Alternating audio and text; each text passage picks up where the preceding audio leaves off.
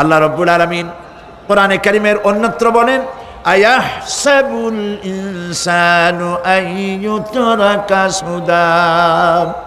মানুষ কি ভেবেছে যে তাদেরকে নিরর্থক আমি সৃষ্টি করেছি? মোটেই না। وما خلقنا السماوات والأرض وما بينهما لاعبين।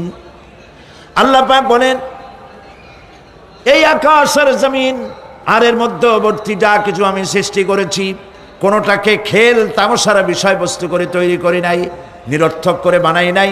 প্রত্যেকটি সৃষ্টির পেছনে বিচক্ষণতার দাবি হিসেবেই সৃষ্টি করা হয়েছে। বিরাট কারণ রয়েছে, খামোখা বানানো হয় নাই।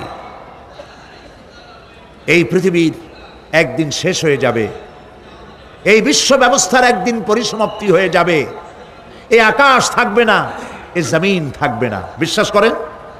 আর যারা জবাব দিলেন না, বিশ্বাস করেন?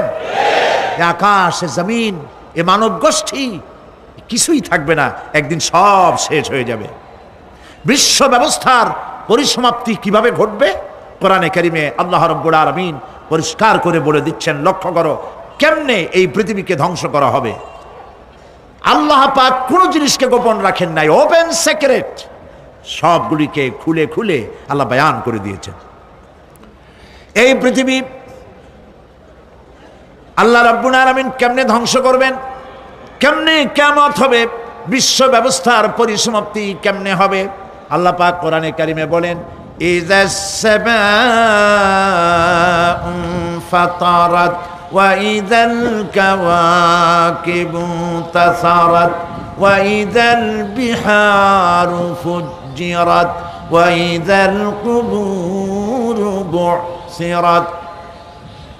ইযাস সামাউ ফাতারাত, আকাশসমূহ বিদীর্ণ হয়ে যাবে, দীর্ণ বিদীর্ণ হয়ে যাবে।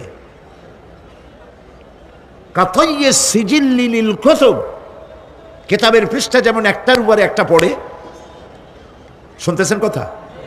বইয়ের পাতা যেমন একটার উপরে একটা পড়ে, এভাবে উল্টাতে থাকলে অনুরূপভাবে আকাশসমূহ একটার পর একটা বইয়ের পাতার মতো পড়ে ভেঙ্গে চুরে চুরমার হয়ে যাবে। সুবহানাল্লাহ। ওয়াইদাল কাওয়াকিবুন তাসারাত, সমস্ত তারকাগুলি বিক্ষিপ্ত হয়ে পড়তে থাকবে। তারকা, আপনারা কি মনে করেন নাকি যে তারকাগুলি আতশবাজি যেমন ফুটকে ফুটকে ওঠে, ওই রকম কতগুলি ছিটকে ছিটকে পড়বে, চোখে দেখা যাবে, মাটির সাথে কিছুই পড়বে না, এরকম মনে করেন নাকি? তারকা সম্পর্কে আপনাদের ধারণা কি? বিশাল তারকা, কত তারকা! সমুদ্রের বেলাভূমিতে দাঁড়িয়ে বালুকণাগুলি, সমুদ্রের বালুকণাগুলি গোনা যদি সম্ভব হয়, আল্লাহর আকাশে কত তারকা গুণে শেষ করা যাবে না। এ তারকা এতটুক নয়, যতটুক আপনি দেখেন বিশাল তারকা। যে সূর্য পৃথিবীর চাইতে 13 লক্ষ গুণ বড়, এরকম 1.5 থেকে 2 অথবা 3 কোটি সূর্য খাইয়া পেটের মধ্যে হজম করতে পারে এমন হাজার হাজার বিলিয়ন বিলিয়ন তারকা আল্লাহ পাক গ্যালাক্সির মধ্যে পয়দা করে রেখেছেন। এগুলি যখন ছিটকে পড়তে থাকবে পৃথিবীর উপরে, ওয়াইদাল কাওয়াকিবুন তাসারাত, সমস্ত তারকাগুলি বিক্ষিপ্ত হয়ে পড়তে থাকবে। ওয়াইদাল বিহারু ফুজ্জিরাত, সমুদ্রগুলি দীর্ণ বিদীর্ণ হয়ে যাবে, সমুদ্রের পানিগুলি নিঃশেষিত হয়ে যাবে, তলদেশ ফেটে যাবে এবং তলদেশ থেকে অগ্নি উদ্গীরণ হতে থাকবে, সমুদ্রের তলদেশ থেকে। বিশ্বাস করেন? এই মাটির মধ্যে আছে না আগুন, পাথর পোড়াইয়া আলকাত্রার মতো লাভা বানাই দিতে পারে এমন প্রচন্ড উত্তপ্ত আগুন রয়েছে মাটির ভেতরে। সমুদ্রের পানিসমূহ নিঃশেষিত হয়ে যাবে, দীর্ণ বিদীর্ণ হবে, সেখানে আগুন জ্বলতে থাকবে। কি ভয়াবহ দৃশ্য হবে! আর কবরের মধ্যে যা কিছু আছে কবরগুলি তা উদ্গীরণ করে দেবে। অন্য সূরার মধ্যে আল্লাহ পাক বলছেন, ইযাশ শামসু কুমিরাত ওয়া ইযান নুজুমুন কাদারাত ওয়া ইযাল জিবালু সুয়্যিরাত। যখন সূর্যকে ঢেকে দেওয়া হবে, বিশাল সূর্যটা হারায় যাবে। আর তারকাগুলো বিপর্যস্ত হয়ে যাবে, পাহাড়গুলিকে চালিয়ে দেওয়া হবে। فَإِذَا النُّجُومُ طُمِسَتْ وَإِذَا السَّمَاءُ فُرِجَتْ وَإِذَا الْجِبَالُ نُسِفَتْ। যখন তারকা স্থিমিত হয়ে যাবে, তারকাগুলিতে কোনো আলো থাকবে না, আসমান বিদীর্ণ হবে, পাহাড় সমূহ উড়ে দেওয়া হবে। সুবহানাল্লাহ বল। পাহাড়গুলি উড়ায় দেওয়া হবে। অবস্থা লক্ষ্য করেন, আকাশ ভেঙে ভেঙে পড়তেছে, তারকাগুলি বিক্ষিপ্ত হয়ে পড়তেছে, সব সমুদ্রের পানি শেষ হয়ে গিয়েছে, সমুদ্রের তলদেশ ফেটে ফেটে অগ্নি উদ্গীরণ করে দিচ্ছে, সূর্য ঢাকা পড়ে গেছে। মহান আল্লাহ রাব্বুল আলামিন বলেন, শুধু সূর্য ঢাকা পড়বে না, মানুষরা দেখতে পাবে فَإِذَا بَرِقَ الْبَصَرُ وَخَسَفَ الْقَمَرُ وَجُمِعَ الشَّمْسُ وَالْقَمَرُ। যখন চক্ষু বিস্ফারিত হবে, মানুষের চোখগুলি ছানা বড় হয়ে যাবে, এই দৃশ্য দেখে চাঁদে আলো নাই, সূর্যতে আলো নাই, চাঁদ আর সূর্য দুটি একাকার হয়ে যাবে। আল্লাহ পাক বলছেন, ওয়া হুমিলাতিল আরদু ওয়াল জিবালু ফাদুক্কাতা দাক্কাতান ওয়াহিদা। জমিন আর পাহাড়গুলোকে এর মধ্যে সংঘর্ষ বাঁধিয়ে দেওয়া হবে, পাহাড়গুলি উঁচু করে মাটির উপরে আছাড় মারা হবে, একই আঘাতে পাহাড়গুলি চূর্ণ বিচূর্ণ হয়ে যাবে। সুবহানাল্লাহ। এই কথার মধ্যে কোনো ভুল আছে? কেবলমাত্র কাফের, বেঈমান, তাদের কলিজা এ কথা ভয়ের সৃষ্টি না করতে পারে। ইমানদারদের কলিজা ফেটে যাওয়ার কথা। কি ভয়াবহ দৃশ্য! তারকা পড়তেছে, আকাশ ভাঙতেছে। খালি রাশিয়ার একটা রকেট বহু বছর পর্যন্ত মহাশূন্যে উঠতেছিল, একদিন পত্রপত্রিকায় দেখতে পেলাম ওইটা ভাঙে পড়বে, ওইটার মেয়াদ শেষ হয়ে গেছে, ভাঙে পড়বে। বিশ্ব মহাচিন্তায় পড়ে গেল, কোন দেশে পড়বে? যদি কোনো দেশের উপরে পড়ে, সে দেশ শেষ হয়ে যাবে, বিল্ডিং, মানুষ, স্থাপনা সব চূর্ণ বিচূর্ণ হয়ে যাবে, ভয়তে অস্থির। রাশিয়ার বিজ্ঞানীরা চেষ্টা করলো সেটাকে সরাইয়া কোনো জমিনে যাতে না পড়ে মহাসমুদ্রে ভালাবার জন্য চেষ্টা করতে লাগলো। মনে আছে ঘটনা আপনাদের? পত্রপত্রিকা যারা পড়ে মনে থাকারই কথা। রাশিয়ার একটা রকেট, এটার কত বড় হবে? ওইটা ভেঙে চুরে পড়বে, সে ভয়তে দুনিয়া অস্থির। আর আল্লাহ পাক বলছেন, এতে কোনো সন্দেহ নাই, আকাশ একটার পর একটা ভেঙে চুরে চুরমার হয়ে পড়তে থাকবে, তারকাসমূহ বিক্ষিপ্ত হয়ে পড়বে, দরিয়া দীর্ণ বিদীর্ণ হয়ে যাবে, চন্দ্র আর সূর্য ধাক্কা লেগে একাকার হয়ে যাবে, চাঁদে আলো নাই, সূর্যে আলো নাই, অন্ধকার এক বিভীষিকাময় পূর্ণ হয়ে যাবে গোটা বিশ্ব। পাহাড়গুলো উঁচু করে মাটির উপরে আছাড় মারা হবে, এক ধাক্কায় পাহাড়গুলো ভেঙে চুরে চুরমার হয়ে যাবে। সুবহানাল্লাহ। এই অবস্থা যখন, এই ভয়ঙ্কর পরিস্থিতি যারা লক্ষ্য করবে, আল্লাহ রাব্বুল আলামিন বলেন, মানুষেরা ভয় অস্থির হয়ে দৌড়াদৌড়ি আরম্ভ করবে। ইয়াকুলুল ইনসানু ইয়াউমাইদিন আইনাল মাফার। মানুষেরা পাগলের মতো শুধু দৌড়াদৌড়ি করবে আর বলবে, পালাবো কোথায়, ভাগবো কোথায়, কোথায় যাব? আল্লাহ রাব্বুল আলামিন জবাবে বলেন, কাল্লা লা ওয়াজরা ইলা রাব্বিকা ইয়াউমাইদিনিল মুস্তাকার। কখনই নয়, ভাগবার জায়গা নাই, পালাবার জায়গা নাই। আল্লাহ রাব্বুল আলামিনের আশ্রয় ছাড়া কোনো আশ্রয় নাই। এই বিভীষিকাময় দৃশ্য হয়ে যাবে, সব মরে যাবে, কেউ বাঁচবে না। মালাকুল মউতকে আল্লাহ পাক জিজ্ঞেস করবেন, কে এখন বেঁচে আছে আর কারা বেঁচে আছে? তিনি বলবেন, হযরতে জিবরাইল, হযরতে মিকাইল, হযরতে ইসরাফিল। আল্লাহ পাক নির্দেশ করবেন, এদের জান কবজ করো। ইসরাফিল, মিকাইল জান কবজ হবে। হযরতে জিবরাইল আমিন শাদীদুল কুওয়া, প্রচন্ড ক্ষমতা আল্লাহ তাকে দান করেছেন, সুবহানাল্লাহ বলেন। দুনিয়ার সব নবীদের কাছে বাণী বহন করে নিয়ে আসছেন পূর্ণ অথেন্টিসিটির সাথে, সুবহানাল্লাহ। আল্লাহ পাক যাকে বলেছেন রূহুল আমিন, নবী করিম সাল্লাল্লাহু আলাইহি সাল্লামের মেরাজের রাত্রে যে কথা বলা হয়েছে, ওয়ালাকাদ রাহু বিল উফুকিল মুবিন, পশ্চিম দিক বলয় তিনি যা দেখতে পেয়েছিলেন, তাফসীর বলছে হযরতে জিবরাইলের পূর্ণ আকৃতিতে নবী করিম সাল্লাল্লাহু আলাইহি সাল্লাম তাকে দেখতে পেয়েছিলেন। হযরতে জিবরাইল যখন দুনিয়া আসেন, কোন কোন কিতাবে লেখা হয়েছে 600 ডানা আছে তার, 2 ঝাপটায় আকাশ থেকে জমিনে চলে আসেন, সুবহানাল্লাহ। হযরতে জিবরাইলকে আল্লাহ পাক বলবেন তাকে মওত দাও, হযরতে জিবরাইলও বিদায় হয়ে যাবে। আল্লাহ প্রশ্ন করবেন, এখন আর কে বাকি? মান বাকিয়া ইয়া মালাকাল মউত। মালাকুল মউত বলবেন, হে আল্লাহ তাআলা, এখন তোমার সামনে আমি দাঁড়িয়ে আছি, আর কেউ নাই। আল্লাহ পাক বলবেন, মুত ইয়া মালাকাল মউত। আল্লাহু আকবার, মুত ইয়া মালাকুল মউত, মরে যা, মরে যা। মালাকাল মউত মরে চলে যাবে, এরপরে আর কেউ নাই। আল্লাহ রাব্বুল আলামিন এই অবস্থায় কত বছর কত কাল চলে যাবে আল্লাহ পাক ভালো জানেন, কেউ নাই। আজকের রাজত্ব কার? আল্লাহ প্রশ্ন করবেন, আজকের রাজত্ব কার?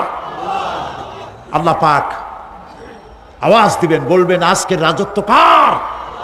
কোনো জবাব নাই, আকাশের নাই, জমিনের নাই, আকাশও তো নাই, কারো কোনো জবাব নাই। আল্লাহ পাক বলবেন, লিল্লাহি ওয়াহিদুল কাহ্হার। আজ একমাত্র রাজত্ব হচ্ছে পরাক্রমশালী আল্লাহ রাব্বুল আলামিনের।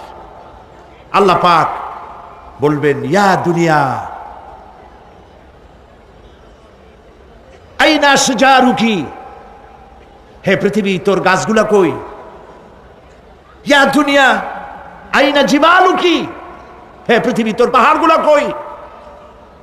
আইনাল জব্বারিন, স্বৈরাচারেরা কোথায়? কারো কোনো জবাব হবে না। আল্লাহ পাক এরপরে আবার মানুষগুলিকে জিন্দা করবে, সুবহানাল্লাহ। ওয়া ইযাল কুবুরু বু'সিরাত, যা কিছু মাটির মধ্যে লুক্কায়িত ছিল সবগুলি আল্লাহ পাক বের করে নিয়ে আসবেন। হাসরের ময়দান হবে, উপস্থিত হবে সমস্ত মানুষ, কেউ পলায়ে থাকতে পারবে না কোথাও। কুমিরে যারে খাইছে, বাঘে যারে খেয়েছে, আগুনে যারে পোড়াইছে, পানিতে যে পচে গেছে, পোকামাকড়ে যারা খেয়েছে, কোনো পথ নাই। সবাই আল্লাহর দরবারে উঠবে, পায়ে জুতা নাই, মাথায় কাপড় নাই, পরনে কোনো কাপড় চোপড় নাই, উলঙ্গ উলাঙ্গিনী। উম্মুল মুমিনিন হযরতে আয়েশা সিদ্দিকা রাদিয়াল্লাহু তাআলা আনহা নবী করিম সাল্লাল্লাহু আলাইহি ওয়াসাল্লামের জবান মোবারকে এটা শুনে কেঁদে ফেললেন, বললেন, ইয়া রাসূলুল্লাহ, আমারও কি সেই অবস্থা হবে? তিনি বললেন, হ্যাঁ। উম্মুল মুমিনিন বললেন, ইয়া রাসূলুল্লাহ, তখন কি আমার শরম হবে না? আল্লাহর নবী বললেন, কিয়ামতের এই বিভীষিকাময় দৃশ্য দেখে মানুষ মানুষের দিকে তাকাবার কোনো হুঁশ থাকবে না। সব মানুষ উপরের দিকে তাকায় থাকবে, নিচে তাকাবার কারো কোনো ক্ষমতা থাকবে না। মানুষ অস্থির হয়ে যাবে। সেই হাসরের ময়দান, বিচারক আল্লাহ রাব্বুল আলামিন প্রত্যেকটি মানুষকে তার কৃতকর্মের জন্য হিসাব দিতে হবে। আল্লাহ রাব্বুল আলামিন বলেন, পরকালীন জীবনের ব্যবস্থাপনাটা কেমনে হবে শোনো। ইন্নাস সামআ ওয়াল বাসারা ওয়াল ফুআদা কুল্লু উলাইকা কানা আনহু মাসউলা। কিয়ামতের দিন প্রত্যেকটি মানুষকে তার শ্রবণ সম্পর্কে, তার দৃষ্টি সম্পর্কে আর অন্তঃকরণের কল্পনা সম্পর্কে প্রত্যেকটি ব্যাপারে আল্লাহ পাক জিজ্ঞাসা করবেন। কান দিয়েছিলাম, কি শুনেছ? যা শুনছো তা আমল করেছো কিনা? আমার নিষেধ করা জিনিসগুলি শুনছো নাকি? কানের জবাব দিতে হবে। কান আল্লাহ পাক দিয়েছেন, সুবহানাল্লাহ। আল্লাহ পাক দিয়েছেন কান। এই কান দুটো যার নাই, কান আছে শুনতে পায় না, কত বড় কষ্টে আছে সে। মানুষের চিল্লায় কথা কয়, সে বুঝেই না। আছে না এমন? এই কানের সম্পর্কে প্রশ্ন করা হবে, শ্রবণ সম্পর্কে, দর্শন সম্পর্কে প্রশ্ন করা হবে। যা দেখতে নিষেধ করেছি সেগুলো দেখছো নাকি? এর শুকরিয়া আদায় করেছো নাকি? দুটি চোখ, এর শুকর আদায় করা কি সম্ভব ভাই? আদায় করা সম্ভব? এই দুটি চোখ যদি না থাকতো, আমার গর্ভধারিণী মাকে দেখতে পারতাম না। এই সুন্দর চোখ দুটি যদি আল্লাহ না দিতেন, আল্লাহর এই সুন্দর সৃষ্টি দেখা থেকে বঞ্চিত হয়ে যেতাম। আল্লাহকে বলি, মনিব, হে বিশাল আকাশের মালিক, তুমি দয়া করে না চাইতে আমাদের শরীরে যা দিছো নিয়ামত, মৃত্যুর আগে ছিনায় নিও না। দুটি চোখের শকর আদায় করতে পারবো না। চোখের মধ্যে পানি আছে, কান্নার পানি না, সবসময় চোখে পানি আছে। চোখে আমরা পলক দেই না? কত কুদরত আল্লাহ পাকে। এই পৃথিবীতে দিনে রাতে অসংখ্য পলুয়েশন, রোগ জীবাণু সমানে উঠতেছে। এখন যদি মাইক্রোস্কোপ যন্ত্র এখানে থাকতো, তাহলে দেখতেন এই পরিবেশটা কত দূষিত, কত পলুয়েশন, কত জার। এগুলি নাকের মধ্য দিয়ে পেটে যাচ্ছে, চোখের মধ্যে ঢুকতেছে। ক্রমাগত চোখের ভিতরে ধুলাবালি ঢুকবে, আর পরিষ্কারের কোনো ব্যবস্থা যদি না করা হয়, চোখের দৃষ্টি নষ্ট হয়ে যেতে পারে। এই জন্য আল্লাহ রাব্বুল আলামিন চোখের ভিতরে মেডিসিন রূপী এক প্রকারের পানি রেখেছেন, আর অটোমেটিক চোখের পাতা ওঠানামা করে প্রতি মুহূর্তে চোখকে ক্লিন করে দিতেছে। এই চোখ সম্পর্কে আল্লাহ রাব্বুল আলামিন প্রশ্ন করবেন, অন্তঃকরণ সম্পর্কে প্রশ্ন করবেন। জবাব দেওয়া সেদিন বড়ই কঠিন হয়ে যাবে। এই জন্য আল্লাহ রাব্বুল আলামিন দুনিয়াবাসীকে সতর্ক করে দিচ্ছেন। তিনি আরো বলছেন, ওয়ালাকাদ খালাকনাল ইনসানা ওয়া না'লামু মা তুওয়াসবিসু বিহি নাফসু ওয়া নাহনু আকরাবু ইলাইহি মিন হাবলিল ওয়ারিদ। মানুষ সৃষ্টি করেছি আমি, তার অন্তঃকরণে কি চিন্তা হয়, কি কল্পনা হয় তাও জানি আমি। আর আমি আমার বান্দার যেই সাহারাগের উপরে মাথাটা খাড়া আছে, এই রোগের চাইতেও আমি বান্দার বেশি নিকটে। আল্লাহ পাক গোপন রাখেন নাই, বলে দিচ্ছেন আমি কিন্তু এখানে আছি। সুবহানাল্লাহ। আচ্ছা বলেন তো, আল্লাহ কোথায় আছেন? এটি একটি মুশকিলের প্রশ্ন। সাধারণত লোকেরা বলে আল্লাহ সব জায়গায় আছে। এই কথা, এই জবাব সঠিক নয়। আকীদা সাফ হতে হবে। আল্লাহ সব জায়গায় আছে এই কথা সঠিক নয়। যদি আল্লাহ সব জায়গায় থাকেন, তাহলে দুনিয়ার সব জায়গা ভালো না, কিছু কিছু খারাপ আছে। তাহলে খারাপ জায়গায়ও থাকতে হয়। নাউযুবিল্লাহ বলেন। আল্লাহ কোথায় আছে এই প্রশ্ন আল্লাহরই করি। সওয়ালে মুকদ্দারের জবাব, পৃথিবীর মানুষ আল্লাহকে প্রশ্ন করবে তুমি কোথায় আছো। রব্বুল আলামিন প্রশ্ন করার আগে জবাব দিয়ে দিয়েছেন, আর রাহমানু আলাল আরশি ইস্তাওয়া। আল্লাহ পাক আরশে আজিমে আছেন। কোথায় আছেন বলে? এক আঙ্গুল আকাশের দিকে উঁচু করে বলেন, আল্লাহ কোথায় আছেন? আরশে আজিমে আছেন। সুবহানাল্লাহ। তবে আরশে আজিমে আছেন যে অবস্থা এমন নয় যে তিনি সাংঘাতিক রকমের কুয়াশার কারণে বাংলাদেশে কি হইতেছে তা দেখতে পান না। সে আল্লাহ রাব্বুল আলামিন সব কথা পরিষ্কার করে বলেছেন, আমি তোমার ঘাড়ের কাছে। তার মানে আল্লাহর ইলম, তার নজর, তার সামা এবং তার বাসার, তার দেখা, তার শোনা, তার ইলম সবটা আমাকে ঘিরে আছে, আমি তার বাইরে নাই। আল্লাহ মানুষকে সতর্ক করতেছেন, মা ইয়ালফিযু মিন কাওলিন ইল্লা লাদাইহি রাকীবুন আতীদ। মানুষ এমন কোনো কথা বলে না যা আমার ফেরেশতারা রেকর্ড করে না রাখে। যা করো তাও লেখা হয়, যা বলো তাও লেখা হয়ে যায়। দুনিয়ায় গোয়েন্দা বিভাগ আছে, আমার দেশে গোয়েন্দা বিভাগ আছে না?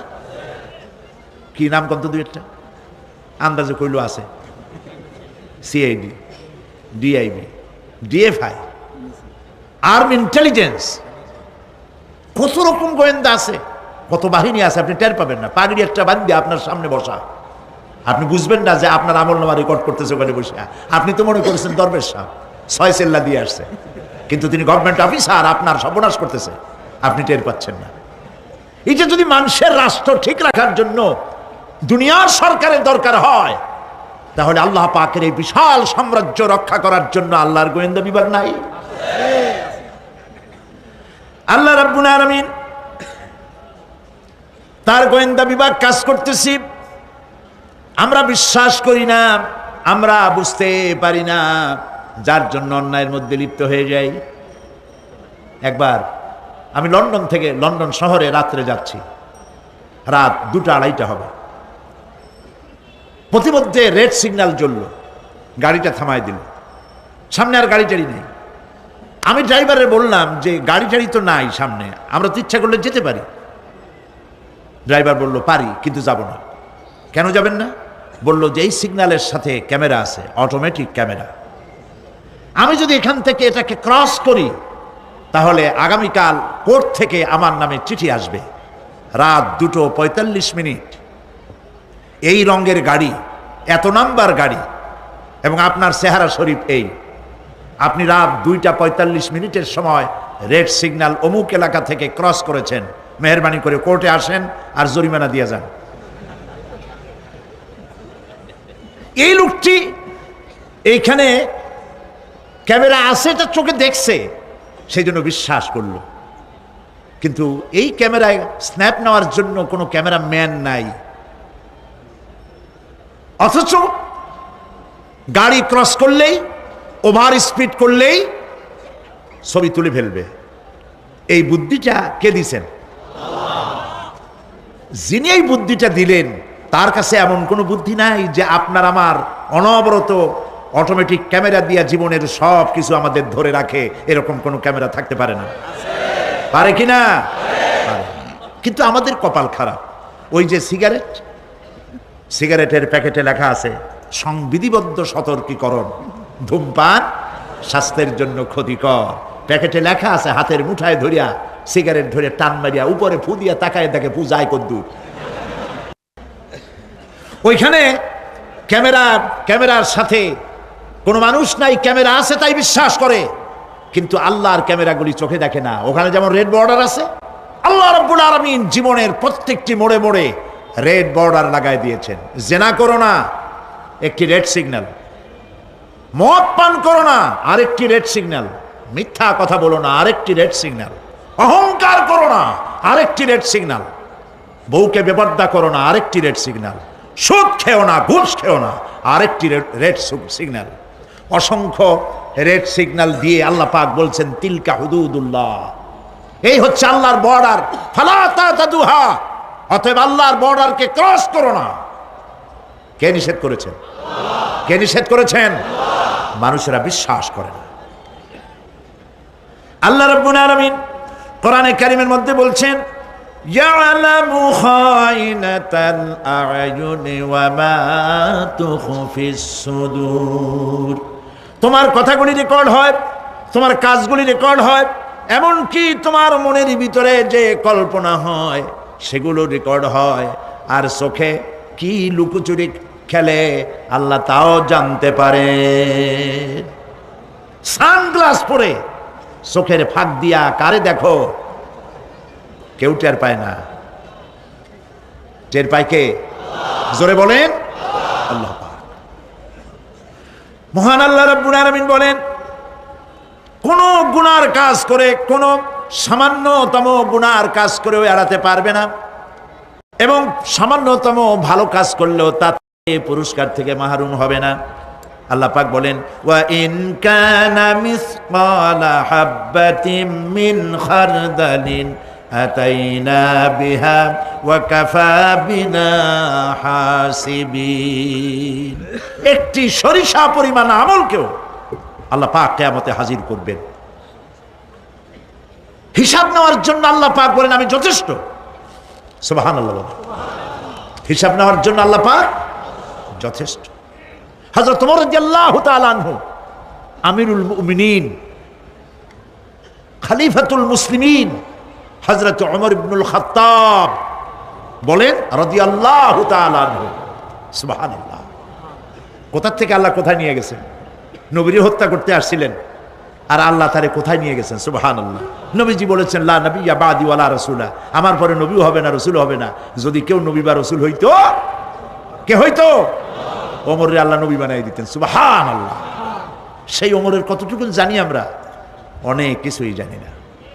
হযরত ওমর রাদিয়াল্লাহু তাআলা অন্ধকার রাত্রে একদিকে যাচ্ছিলেন, পেছনে কিছু লোক ছিল। হঠাৎ করে তিনি প্রশ্ন করলেন, আচ্ছা তোমাদের মধ্যে কেউ কি বলতে পারো কোরআনে কারীমের মধ্যে সব থেকে হতাশাব্যঞ্জক আয়াত কোনটি? অন্ধকারের ভেতরে একজনে জবাব দিলেন, ফামান ইয়ামাল মিসকালা যাররাতিন খায়রান ইয়ারাহ ওয়া মান ইয়ামাল মিসকালা যাররাতিন শাররান ইয়ারাহ। এর অর্থ হলো, যদি কেউ যারা পরিমাণ সরিষা পরিমাণ ভালো কাজ করে কিয়ামতে সেটা দেখতে পাবে, আর যদি সামান্য সরিষা পরিমাণ গুনার কাজও করে, খারাপ কাজ করে, সেটা দেখতে পাবে। এই আয়াতটি যখন নাজিল হয়, এই সূরা যখন নাজিল হয়, হযরতে আবু সাঈদ খুদরি রাদিয়াল্লাহু তাআলা আনহু তিনি রাসূলুল্লাহকে প্রশ্ন করলেন, ইয়া রাসূলুল্লাহ, আল্লাহ যে আয়াত নাজিল করলেন, কিয়ামতের দিন আমি কি আমার এমনকি ছোট্ট পাপও কি দেখতে পাবো? আল্লাহর নবী বললেন, আল্লাহ বলেছেন অবশ্যই দেখতে পাবা। হযরতে আবু সাঈদ খুদরি রাদিয়াল্লাহু তাআলা আনহু চিৎকার করে কেঁদে উঠলেন, বললেন, তাহলে তো আমি মরেই যাব। আমার ছোট্ট পাপটাও যদি আমি দেখি কিয়ামতে, আমি তো মরে যাব। হযরত ওমর রাদিয়াল্লাহু তাআলা আনহু অন্ধকারের ভিতরে হাঁটতেছেন আর কাঁদতেছেন, হাঁটতেছেন আর কাঁদতেছেন। কিছু দূর অগ্রসর হয়ে তিনি প্রশ্ন করলেন, আচ্ছা কেউ কি বলতে পারো কোরআনে কারীমের মধ্যে সব থেকে আশাব্যঞ্জক আয়াত কোনটি? পেছন থেকে অন্ধকারের ভেতর থেকে আওয়াজ এলো, লা তাকনাতু মির রাহমাতিল্লাহ, আল্লাহর রহমত থেকে, দয়া থেকে নিরাশ হয়ে যেও না, হতাশ হয়ে যেও না। হযরত ওমর কাঁদতে কাঁদতে জিজ্ঞেস করলেন, তোমাদের মধ্যে আব্দুল্লাহ ইবনে মাসউদ আছে নাকি? হযরত আব্দুল্লাহ ইবনে মাসউদ বললেন, আমি তো বললাম, আমি জবাব দিলাম। সুবহানাল্লাহ। রাইসুল মুফাসসিরিন হযরত আব্দুল্লাহ ইবনে মাসউদ রাদিয়াল্লাহু তাআলা আনহু, তার পা খুব ছোট ছিল। হাদিস শরীফে এসেছে, সাহাবীরা তার পা দেখে একটু মুস্কি মুস্কি হাঁটতেছিল, এত ছোট পা। নবী করিম সাল্লাল্লাহু আলাইহি ওয়াসাল্লাম বললেন, আব্দুল্লাহ ইবনে মাসউদের পা ছোট দেখে হেসো না, কিয়ামতের দিন আব্দুল্লাহ ইবনে মাসউদের ছোট্ট পাটা উহুদ পাহাড়ের চাইতে ওজন বেশি হয়ে যাবে। সুবহানাল্লাহ, সুবহানাল্লাহ। প্রিয় ভাই সব, এই হচ্ছে নবী করিম সাল্লাল্লাহু আলাইহি ওয়াসাল্লাম। তিনি মানুষের সামনে এসব কথাগুলি পরিষ্কার করে বলে দিয়েছেন। সেদিন কোনো উপায় থাকবে না, সেই কিয়ামতের মাঠ। واتقوا يوما لا تجزي نفس عن نفس شيئا ولا يقبل منها شفاعة ولا يؤخذ منها عدل ولا هم ينصرون। সেদিন কেউ কারো সাহায্যে এগিয়ে আসবে না। প্রিয় ভাই সব, অসহায়, এর ইংরেজি হচ্ছে হেল্পলেস। এই পৃথিবীতে আক্ষরিক অর্থে কোনো মানুষ হেল্পলেস হয় না, অসহায় হয় না। কেউ না কেউ সহায় হয়েই যায়, হয় স্বামী, না হয় পিতা, না হয় ছেলে, না হয় মেয়ে, না হয় আত্মীয়, না হয় সরকার। কেউ না কেউ সহায় হয়েই যায়, একেবারে হেল্পলেস এটা পৃথিবীতে হয় না। অসহায় কারে বলে? কিয়ামতের মাঠে মানুষ তা টের পাবে। আল্লাহ তাআলা কিয়ামতের দিন তুমি আমাদেরকে অসহায় করে দিও না, কিয়ামতের দিন তুমি আমাদের জন্য সহায় হয়ে যেও। আল্লাহ পাক বলছেন সেদিনটি ভয় করো যেদিন কেউ কারো সাহায্যে এগিয়ে আসবে না, কারো পক্ষে কোনো সুপারিশ গ্রহণ করা হবে না, কারো কাছ থেকে কোনো বিনিময় গ্রহণ করা হবে না, কাউকে কোনো সাহায্যও করা হবে না। ইন্না লিল্লাহি ওয়া ইন্না ইলাইহি রাজিউন। আল্লাহ রাব্বুল আলামিন বলেন লান তানফাকুম আরহামাকুম ওয়ালা আওলাদুকুম ইয়াউমাল কিয়ামাহ। কিয়ামতের দিন তোমাদের আত্মীয়-স্বজন, তোমাদের সন্তান সন্ততি তোমাদের জন্য কিছু মাত্র কাজে লাগবে না। ইয়াউমা ইয়াফিরুল মারউ মিন আখিহি ওয়া উম্মিহি ওয়া আবিহি ওয়া সাহিবাতিহি ওয়া বানিহি। সেদিন মানুষ তার ভাই, মা বাপ, স্ত্রী ও সন্তান থেকে পলায়ন করবে। সেদিন প্রত্যেকে নিজ নিজ অবস্থায় পতিত হয়ে যাবে। পিতা তার সন্তানকে পরিচয় দেবে না, মা তার সন্তানকে চিনবে না, সন্তান তার মাকে চিনবে না। মানুষগুলি দৌড়াতে থাকবে, পালাতে থাকবে, কেউ কারো সাহায্য সেদিন করতে পারবে না। আমার প্রিয় ভাইয়েরা, সেই কিয়ামতে আল্লাহ পাক আমলনামা আল্লাহর আদালতে মানুষের সামনে পেশ করা হবে। পার্থিব জীবনে মানুষ যা কিছু করেছে কোনো জিনিস লুকায় রাখতে পারবে না, সব প্রকাশ পেয়ে যাবে। কিয়ামতের পূর্বেই আল্লাহ রাব্বুল আলামিন সব কিছুকে রেকর্ড করে রেখেছেন। আবারও বলছি, আল্লাহ পাক কোনো কিছু গোপন রাখেন নাই। কিভাবে রেকর্ড করছেন? ওয়া কুল্লা ইনসানিন আলজামনাহু তাইরাহু ফি উনুকিহি ওয়া নুখরিজু লাহু ইয়াউমাল কিয়ামাতি কিতাবান ইয়ালকাহু মানসুরা। প্রত্যেকের ভালো মন্দ কর্মলিপি আমি তার গলায় ঝুলাই দিছি। আমি তার জন্য কিয়ামতের দিন একটি কিতাব ওপেন করে দেব, গলায় ঝুলানো আছে। আজ বিজ্ঞানীরা আবিষ্কার করেছে মানুষের শরীরের মধ্যে ডিএনএর কথা। এই ডিএনএর মধ্যে সে কেমন হবে, তার প্রজ্ঞা, তার মেধা ইত্যাদি সব কিছু ওর মধ্যে ডিএনএর ভিতরে বিজ্ঞানীরা খুঁজে পাচ্ছে। আল্লাহ পাক মানুষের গলায় একটা টেপ রেকর্ডার লাগাই দিয়েছেন। সুবহানাল্লাহ বলেন। সেই টেপ রেকর্ড আমার এই যে বক্তৃতা ভিডিওতে ধারণ করা হচ্ছে, টেপে ধারণ করা হচ্ছে। এই বুদ্ধিগুলি কে দিছে? আরে ভাই কথা বলবেন তো আল্লাহর নাম জোরে না। এই বুদ্ধি কে দিয়েছেন? যে আল্লাহ বুদ্ধি দিয়ে আপনার আমার কথা রেকর্ড করাইতে পারে, সে আল্লাহ পাক আপনাদের আমার সাথে অদৃশ্য একটি টেপ রেকর্ড গলার মধ্যে ঝুলায় রাখছেন। এটা বিশ্বাস করবেন না? কিয়ামতের দিন এই রেকর্ড তার সামনে আল্লাহ পাক বলেন একটা কিতাব ওপেন করে দেব। তারপরে বলা হবে ইকরা কিতাবাকা কাফা বিনাফসিকাল ইয়াউমা আলাইকা হাসিবা। তাকে বলা হবে নিজের কর্মলিপি পড়ে দেখো, আজ তুমি নিজেই নিজের হিসাবের জন্য যথেষ্ট। পড়ো, কোথায় যাবা? জাহান্নামে যাবা না বেহেশতে যাবা? তুমি নিজেই তোমার হিসাব করার জন্য যথেষ্ট। সুবহানাল্লাহ। সেদিন কোনো সাহায্যকারী পাওয়া যাবে না, ওকালতি করার জন্য কাউকে পাওয়া যাবে না। বিশ্বাস করুন, বিশ্বাস করুন, কোন পীর সাহেব, কোন খাজা বাবা কিয়ামতের দিন আপনার আমার উপকারে আসবে না, আসবে না, আসবে না। আমল ভালো হবে, আল্লাহ ক্ষমা করবেন। আমল ভালো নাই, পীর সাহেবরা কিছু করতে পারবেন না। কেউ কেউ মনে করেন পীর সাহেব আমার সুপারিশ করবেন। কিয়ামতের দিন আপনারাই দেখবেন ওনাদের সুপারিশ কে করে। কিয়ামতের দিন আল্লাহ পাক আরো পরিষ্কার করে বলছেন লান তানফাকুম আরহামুকুম ওয়ালা আওলাদুকুম ইয়াউমাল কিয়ামা। কিয়ামতের দিন সন্তান সন্ততি আর সম্পদ কোনো কাজে লাগবে না, এগুলি কোনো উপকার হবে না মানুষের জন্য। আর সেখানে উৎকোচেরও কোনো কারবার চলবে না। এই পৃথিবীতে উৎকোচ দিয়ে অনেক কাম করা যায়, কিন্তু কিয়ামতে চলবে না। আল ইয়াউমা লা ইয়ানফাউ মালুন ওয়ালা বানুন। সুবহানাল্লাহ, সুবহানাল্লাহ। যেখানে কিয়ামতের দিন ধন, সন্তান, সন্ততি কোনো কাজে লাগে। হযরত ইব্রাহিম আলাইহিস সালাম বলেছিলেন, ইন্নী ওয়াজ্জাহতু ওয়াজহিয়া লিল্লাযী ফাতারাস সামাওয়াতি ওয়াল আরদ। জানেন আপনারা? পড়েন, ইন্নী ওয়াজ্জাহতু ওয়াজহিয়া লিল্লাযী ফাতারাস সামাওয়াতি ওয়াল আরদা হানিফা ওয়া মা আনা মিনাল মুশরিকিন।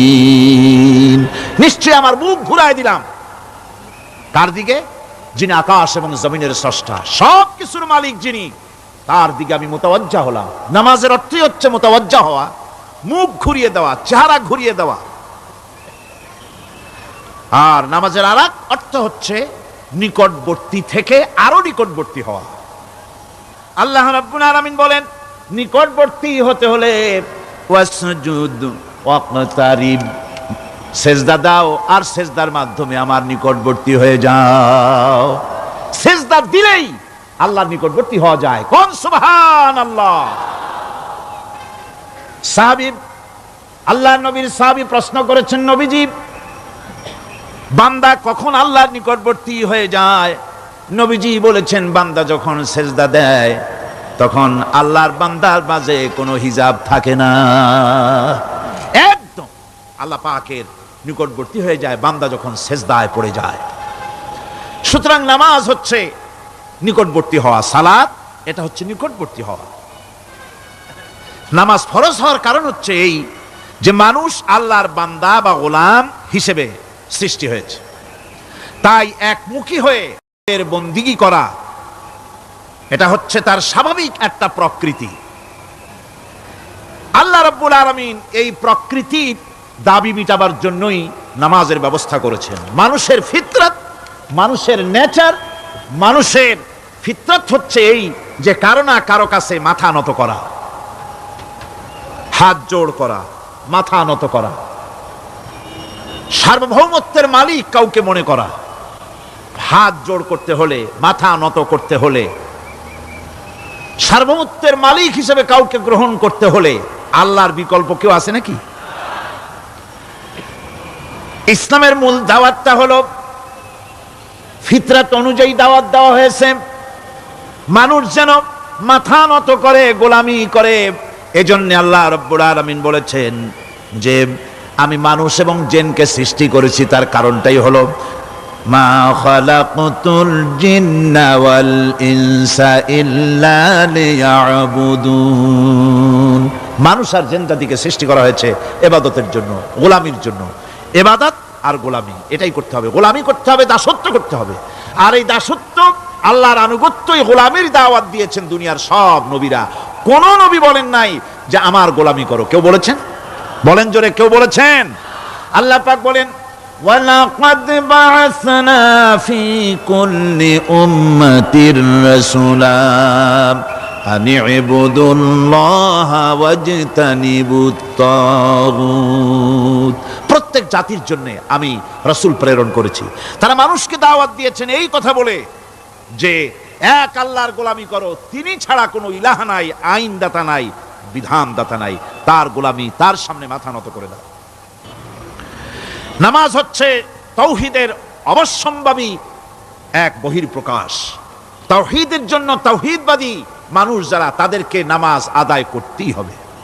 আকীদা বিশ্বাসের দিক থেকে তাওহীদ যদি হয় পুরা দ্বীনের মূল উৎস, তাহলে আমলের দিক থেকে নামাজ হচ্ছে পুরা দ্বীনের মূল ভিত্তি। নামাজ হচ্ছে আমলের মূল ভিত্তি। এর বাস্তবায়ন ছাড়া দিন পূর্ণ হয় না। নামাজ মুমিনের কেবলমাত্র একটি উত্তম আমলই নয়, বরং নামাজ হচ্ছে ইমানের মূল ভিত্তি। যার কাছে নামাজ নাই তার কাছে কিছুই নাই। রাসূল করিম সাল্লাল্লাহু আলাইহি ওয়াসাল্লাম বলেছেন যে নামাজ যে ব্যক্তি পড়ে না, আল্লাহ পাকের সাথে তার কোনো সম্পর্ক বাকি থাকে না। সুতরাং এই নামাজটা হচ্ছে এই যে একমাত্র একাগ্র চিত্তে আদবের সাথে আল্লাহর সামনে রুজু হয়ে যাওয়া। কোরআনে কারীম বলছে মুনিবিনা ইলাইহি ওয়াত্তাকুহু ওয়া আকিমুস সালাতা ওয়া লা তাকুনু মিনাল মুশরিকিন। তোমরা আল্লাহর দিকে রুজু হয়ে যাও এবং তাকে ভয় করে অন্যায় কাজ থেকে বিরত থাকো, আর নামাজ কায়েম করো, মুশরিকদের অন্তর্ভুক্ত হয়ে যেও না। নামাজ কায়েম করা, নামাজের আদেশ কোরআনে কারীমের মধ্যে আল্লাহ পাক বহু জায়গায় করেছেন। ঈমানের পর নামাজই হচ্ছে সবচেয়ে বড় জরুরি। একজন মানুষ ঈমান আনলো, যেমন কালকে একজন ঈমান এনেছে, ঈমান আনার সাথে সাথে তার প্রথম কাজ কি বলুন? বলেন প্রথম কাজ কি? ফজরের নামাজের আগে একজন ইসলাম কবুল করলেন, তার প্রথম দায়িত্ব নামাজকে আদায় করে দেওয়া, ফজরের নামাজ পড়াম। জোহরের আগেই কেউ ঈমান আনলো, তার প্রথম দায়িত্ব জোহরের নামাজ আদায় করা। আসরের নামাজের আগে ঈমান এনেছে, তার প্রথম দায়িত্ব হলো আসরের নামাজ আদায় করা। তার মানে হলো ঈমান আনার পর একজন ঈমানদারের প্রথম দায়িত্ব হচ্ছে নামাজ। গুরুত্বপূর্ণ বিষয়, খুব ভালো করে শুনতে হবে, ইয়াদ রাখতে হবে প্রত্যেকটি মুসলমানের। এই নামাজ কি জিনিস, কেমনে আদায় করতে হবে, আদায় না করলে কি হবে, গুরুত্বপূর্ণ এই কথাগুলি প্রত্যেকের স্মরণ রাখতে হবে। কিয়ামতের দিন মানুষ যে জাহান্নামে যাবে, জাহান্নামের জন্য, জাহান্নামে যে সব কারণে যাবে তার মধ্যে বড় কারণ কালকে বলেছিলাম, দেখি মনে আছে নাকি? বড় কারণ কয়টা? কয়টা? আলহামদুলিল্লাহ মনে আছে। আল্লাহ রাব্বুল আলামিন বলেন ইয়াতাসাআলুনা আনিল মুজরিমিন, কিয়ামতের দিন অপরাধীদেরকে জিজ্ঞেস করা হবে মা সালাকাকুম ফি সাকার, জাহান্নামে কেন আসছো? জবাবে তারা বলবে ক্বালু লাম নাকু মিনাল মুসাল্লিনা ওয়া লাম নাকু নুতঈমুল মিসকিন, নামাজ পড়ি নাই আর এতিম মিসকিনদের খেতে দেই নাই, এই কারণেই জাহান্নামে এসেছি। কল নাউযুবিল্লাহ। নামাজ যারা পড়বে না জাহান্নামে যেতে হবে। কোথায় যেতে হবে? আকীদাগত দিক থেকে ঈমান হলো তাওহীদের স্বীকৃতি, আর আমলের দিক থেকে নামাজ হচ্ছে তাওহীদের বহিঃপ্রকাশ। আপনি মুসলমান তা প্রমাণ হবে নামাজ দিয়ে। নামাজহীন ঈমানের দাবি মূল্যহীন। যার নামাজ নাই তার ঈমানের দাবি করার কোনো মূল্যই নেই। অনেক এরকম কথা বলে, হুজুর আমি মানুষটা নিতান্ত খারাপ না, যাই মনে করেন, গ্রামে রাস্তা বানাইছি, ব্রিজ করে দিয়েছি, কালভার্ট করেছি, এতিম মিসকিনদের তাও মাঝে মধ্যে খাবার দেই, বিধবারে কাপড় চোপড় দেই, মানুষটা আমি নিতান্ত খারাপ না, তবে এই মাঝে মধ্যে একটু নামাজ পড়ি না, তাতে কি আমার ঈমান নষ্ট হয়েছে নাকি?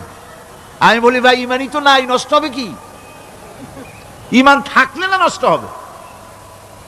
ঈমান নাই। সুতরাং একজন মুসলমান যদি নামাজ না পড়ে নিজেকে মুসলমান বলে দাবি করার কোনো হক তার নাই, দাবি করার অধিকার নাই।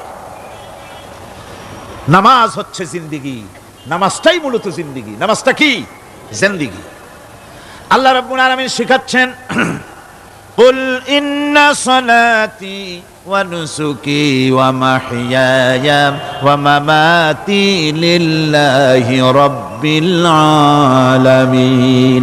মুহাব্বতের সাথে সবাই পড়েন কুল ইন্না সালাতি ওয়া নুসুকি ওয়া মাহইয়ায়া ওয়া মামাতি লিল্লাহি রাব্বিল আলামিন। বলো আমার নামাজ, বলো আমার নামাজ, আমার কোরবানি, আমার হায়াত, আমার মত সবকিছুই আল্লাহ রব্বুল আলামিনের জন্য নিবেদিত। আমার বেঁচে থাকা, আমার মরে যাওয়া সব আল্লাহর জন্য। সে আল্লাহ রব্বুল আলামিন, তার জন্য সবকিছু নিবেদিত করতে হবে। আল্লাহ পাকের গোলাম আমাদের বানিয়েছেন, আল্লাহ আমাদের গোলামি করা লাগবে। আর গোলামির নমুনা জাকাত দিয়া, হজ দিয়া, দান দিয়া, সদকা দিয়া, কোন জিনিস দিয়ে নামাজের মতো গোলামীর উৎকৃষ্ট প্রমাণ বা নমুনা আর কিছুতে নাই। আমি যে গোলাম তার উৎকৃষ্ট প্রমাণ হচ্ছে নামাজ। নামাজেই একটা মানুষ গোলামীর অনুভূতিতে তাকে নিয়ে যায়। বাদশাহ হোক, মন্ত্রী হোক, পীর হোক, মৌলানা হোক, মুহাদ্দিস হোক, বড় লোক হোক, গরিব হোক, পুরুষ হোক, নারী হোক, যাই হোক, নামাজে দাঁড়াইলো, একেবারে কান্ডারে ধরিয়া কানের কাছে হাত দিয়া, হাত দুটো বাঁধিয়া মাথা নিচের দিকে দিয়ে দাঁড়ায় গেল। কিসের মতো? আসামির মতো, গোলামের মতো। সুবহানাল্লাহ। এদিক ওদিক তাকাইতে পারবা না, চোখটা থাকবে সেজদা যেখানে দিবা সেখানে। তাকানো নিষেধ, সেজদার দিকে তাকাও। এরপরে যখন রুকুতে গেলেন, গোলামের নমুনা হয়ে গেল। গোলামের এরকম মাথা নিচু করে থাকতে হয় প্রভুর সামনে। গেলেন, রাজা, বাদশা, বড় লোক, সব অহংকার চূর্ণ হয়ে গেল। নাক আর কপাল দিয়া আমার মাবুদের দরবারে মাথাটা লাগাই দিলাম জমিনের উপরে। সুবহানাল্লাহ। আমি আমার ভাষায় বলি, আমি আমার ভাষায় কথাটা এভাবে বলি, এই জমিনটা যদি কাগজ হয় আর আমার নাকটার কপালটা যদি কলম হয়, তাহলে আমি যে গোলাম দৈনিক 5 বার আমার নাক আর কপাল দিয়া জমিন নামক কাগজের উপরে, দাস খতের উপরে দৈনিক 5 বার নাক আর কপাল দিয়া সই করে দেই, আল্লাহ আমি তোমার গোলাম আর কারো গোলাম নই, আমি একমাত্র তোমার গোলাম। ঘুমের থেকে উঠে সেজদা দিয়া বলি, দুপুরের সময় কাজ ফালাইয়া আরেকবার বলি, বিকেল আসার আগে আসরে আরেকবার বলি, দিন যখন শেষ হয় আরেকবার বলি, রাতে যখন শুতে যাই আরেকবার সেজদা দিয়া ঘোষণা করি, মাবুদ আমি তোমার গোলাম। সুবহানাল্লাহ। নামাজ হচ্ছে ইসলামের গণ্ডির মধ্যে প্রবেশের প্রমাণ। কোরআনে কারীম বলছে, ফাইন তাবু ওয়া আকামুস সালাতা ওয়া আতাউজ যাকাতা ফাইখওয়ানুকুম ফিদ্দীন। সূরা তওবা এসেছে। তারা যদি তওবা করে আর নামাজ কায়েম করে, যাকাত যদি আদায় করে, তাহলে এখন তোমাদের সে দ্বীনি ভাই, এখন ভাই হয়ে গেল। একটু আগে ছিল কাফের, মুশরিক, এখন তোমার দ্বীনি ভাই। দ্বীনের গণ্ডির মধ্যে প্রবেশ করা, কলেমা পড়ার সাথে সাথেই নামাজ। নামাজ হচ্ছে দ্বীনের প্রধান গেট, দ্বীনের প্রধান তোরণ। দ্বীনের মধ্যে প্রবেশ করার জন্য এই গেট দিয়ে প্রবেশ করতে হবে। সুতরাং এই নামাজের এতই গুরুত্ব দেওয়া হয়েছে। ইসলাম যদি ক্ষমতায় আসে, আল্লাহ যেন এনে দেন, জোরে কোন আমিন। ইসলাম যদি ক্ষমতায় এসে যায়, রব্বুল আলামিন তাফসীরে মাহফিল, কোরআন সামনে নিয়া আশা করে তোমার দরবারে দোয়া করি, এই বিশাল জনসমুদ্রের দোয়া কবুল করো মাবুদ গো, এই বাংলাদেশকে ইসলামের দেশ বানাইয়া দাও। দেশটা যদি ইসলামের হয়ে যায়, আইন যদি আল্লাহর হয়, শাসন যদি সৎ লোকেরা করে, রব্বুল আলামিন কোরআন শরীফে বলেন, তাহলে তারা 4টা কাজ করবে। আল্লাযীনা ইম্মাক্কান্নাহুম ফিল আরদ আকামুস সালাতা ওয়া আতাউজ যাকাত ওয়া আমারু বিল মা'রুফি ওয়া নাহাউ আনিল মুনকার। মুমিনেরা ক্ষমতায় এসে প্রথম যে কাজটা করবে, প্রথমে ক্ষমতায় এসেই নামাজ বাধ্যতামূলক করবে। প্রথম কি? ওয়াজ নসিহতে অনুরোধ করা হবে না, বাবাজিরা আল্লাহর রাস্তায় নামাজটা পড়ে না। রেডিও এবং টেলিভিশনের মাধ্যমে রাষ্ট্রপ্রধান অর্ডার করে দিবেন, যারা আকেল বালিগ সকলের জন্য নামাজ বাধ্যতামূলক, নামাজ পড়তেই হবে, এটা অর্ডার।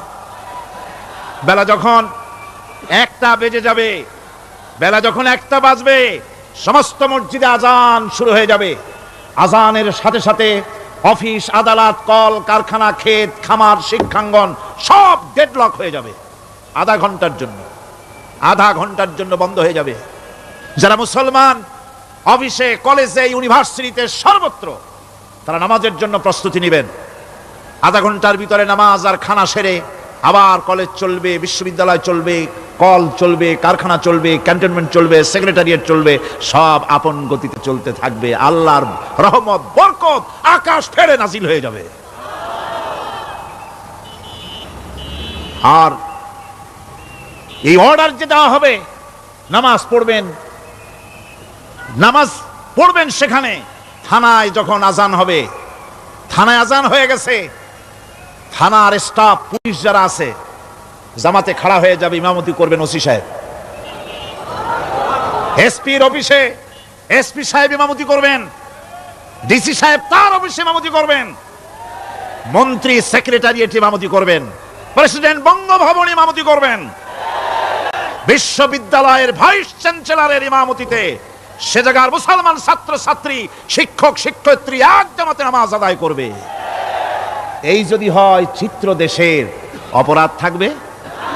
থানায় ওসি সাহেব নিজেই যদি জামাতের ইমামতি করেন, এইভাবে নামাজ আদায় করেন পুলিশদের নিয়ে জামাতে, ঘুষ আর খাবে তারা?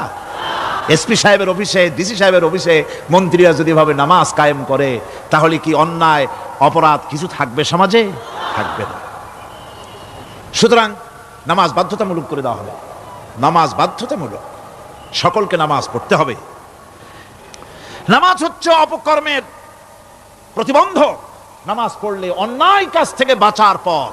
অন্যায় থেকে বাঁচায় কিসে? নামাজ। আল্লাহ রাব্বুল আলামিন বলেন, উতলু মা উহিয়া ইলাইকা মিনাল কিতাবি ওয়াকিমিস সালাম ইন্নাস সালাতা তানহা আনিল ফাহশাই ওয়াল মুনকার। হে নবী, এই কিতাব তেলাওয়াত করো, যা তোমার প্রতি অবতীর্ণ করা হয়েছে, এই কিতাব তেলাওয়াত করো আর নামাজকে প্রতিষ্ঠা করো। নিঃসন্দেহে নামাজ মানুষকে পাপাচার থেকে বাঁচায়া দেয়। অশ্লীলতা, পাপাচার থেকে মানুষকে বাঁচায় কে? জোরে চিল্লায় কোন কে? নামাজ। এই নামাজ মানুষকে অন্যায় কাজ থেকে বাঁচায় দেয়। নামাজ যে মানুষকে অন্যায় কাজ থেকে বাঁচায়, কেমনে বাঁচায়? আমরা যে নামাজ পড়ি, এই নামাজে তো আমাদেরকে অন্যায় কাজ থেকে বাঁচাইতে পারে না। নামাজি বহুত মানুষ আছে অন্যায় করে, করে কিনা কোন? না করে না? করে। নামাজি অথচ অন্যায় করে। আর আল্লাহ বলছেন নামাজিকে, নামাজ তাকে অশ্লীলতা থেকে ফিরায়। তাহলে কথা কারটা ঠিক? আল্লাহরটা। জোরে বলেন কারটা ঠিক? অবশ্যই আমার আল্লাহর কথা হক। আমি ভুল করতেছি, আমি যেন কোথাও ভুল করতেছি, সামথিং ইজ রং, কোথাও যেন আমরা ভুল করে বসতেছি। সেই ভুলটা কি আমরা আবিষ্কার করতে চেষ্টা করবো ইনশাআল্লাহ। প্রথম যে কথাটা সেটা হচ্ছে এই যে আমরা যা নামাজে পড়ি আমরা তা বুঝি না। কথা ঠিক কিনা? আমি যদি এখন প্রশ্ন করি সামি আল্লাহু লিমান হামিদা অর্থ কি, কন? ফার্স্ট ডিভিশনে কয়েকটা লেটার নিয়ে ফেল করবেন এরকম লোক আছেন না নাই? সুবহান রাব্বিয়াল আলা অর্থ কি জানি না, সুবহান রাব্বিয়াল আযীমের অর্থ কি জানি না, দোয়া কুনুত অর্থ কি জানি না, তাশাহুদ অর্থ কি জানি না, সূরা ফাতিহার অর্থ কি জানি না। এমন কি উজুর মধ্যে কয়টা ফরজ তাও অনেকের জানা নাই। কথা কি বেশি বললাম না ঠিক বলছি? একজনে জিজ্ঞেস করলো, মিয়া উজুতে কয় ফরজ? কয় হুজুর কি মনে করেন এটা বুঝি জানি না, এটা তো সাধারণ ব্যাপার, বলেন না কয় ফরজ? কয় উজুতে তো 17 ফরজ। কি কি? কয় হাত ধোয়া, পাও ধোয়া, মুখ ধোয়া, নাক ধোয়া, চোখ ধোয়া, জিহ্বা ধোয়া, মাথা ধোয়া। বলতে বলতে গুনে দেখা গেল প্রায় 19টার মতো বলছে। বলা হলো, মিয়া বললেন আপনি উজুতে ফরজ 17টা, কইলেন আপনি 19টা। কয় হুজুর জানি আরো, বলি না আপনাদের ভয়তে। উজু জানে না, নামাজ জানে না, তাকে এই নামাজ কেমনে ফিরাবে অন্যায় কাজ থেকে? কথা বুঝতে পেরেছেন? নামাজে আল্লাহু আকবার বললাম, এরপরে সানা পড়লাম, তারপরে সূরা ফাতিহা পড়লাম। সূরা ফাতিহার ভিতরে যে সমস্ত কথাগুলি বললাম সেই কথাগুলি বুঝি না, কি বলেছি তাও জানি না। এরপরে সুবহান রাব্বিয়াল আলা বলেছি, সুবহান রাব্বিয়াল আযীম বলেছি, সামি আল্লাহু লিমান হামিদা বলেছি, অর্থ কি জানি না। আল্লাহ তা শুনতে পান, যে ব্যক্তি আল্লাহর প্রশংসা করেন তিনি তা শুনতে পান।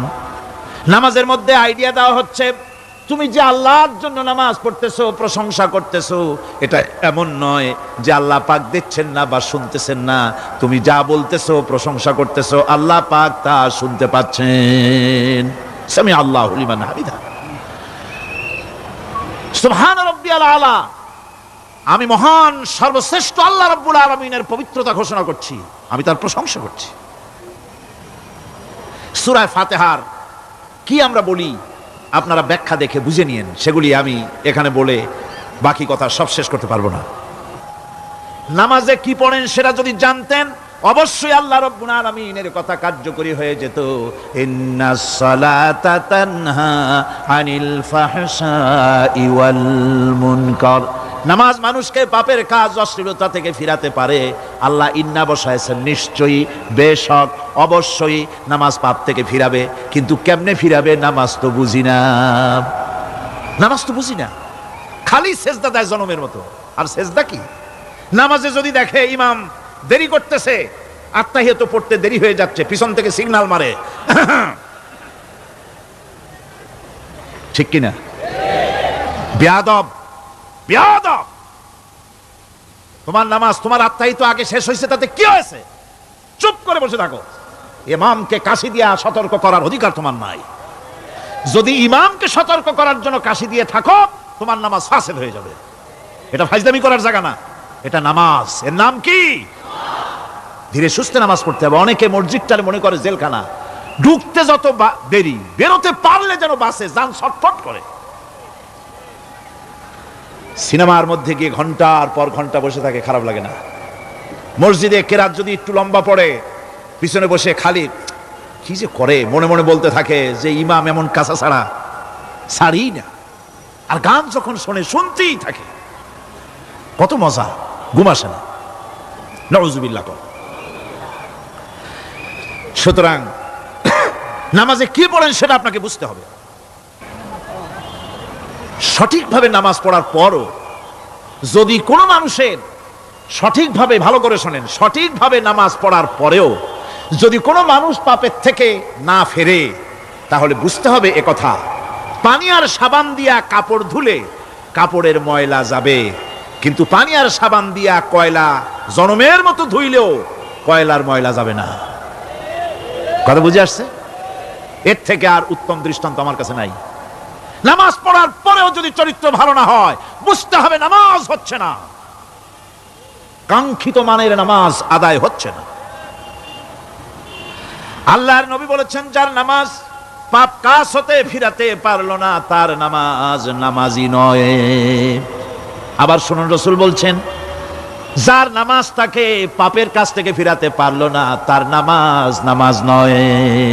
ওইটা নামাজ হয় নাই, যার জন্য তার পাপ থেকে তারে ফিরাইতে পারছে না। আর কিয়ামতের দিন বেনামাজিরা সবচাইতে বেশি অপমানিত হবে। সবচাইতে বেশি অপমানিত হবে কারা? বেনামাজিরা। কিভাবে?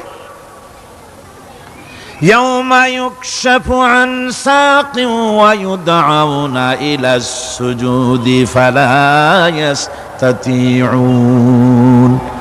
সেদিন কঠিন সময়, আল্লাহ রাব্বুল আলামিন লোকদেরকে সিজদা করার জন্য বলবেন, কিন্তু যারা বেনামাজি ছিল দুনিয়ায়, তারা সিজদা দিতে পারবে না।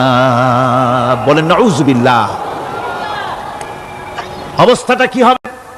খাশিআতান আবসারুহুম তারহাকুহুম যিল্লাহ।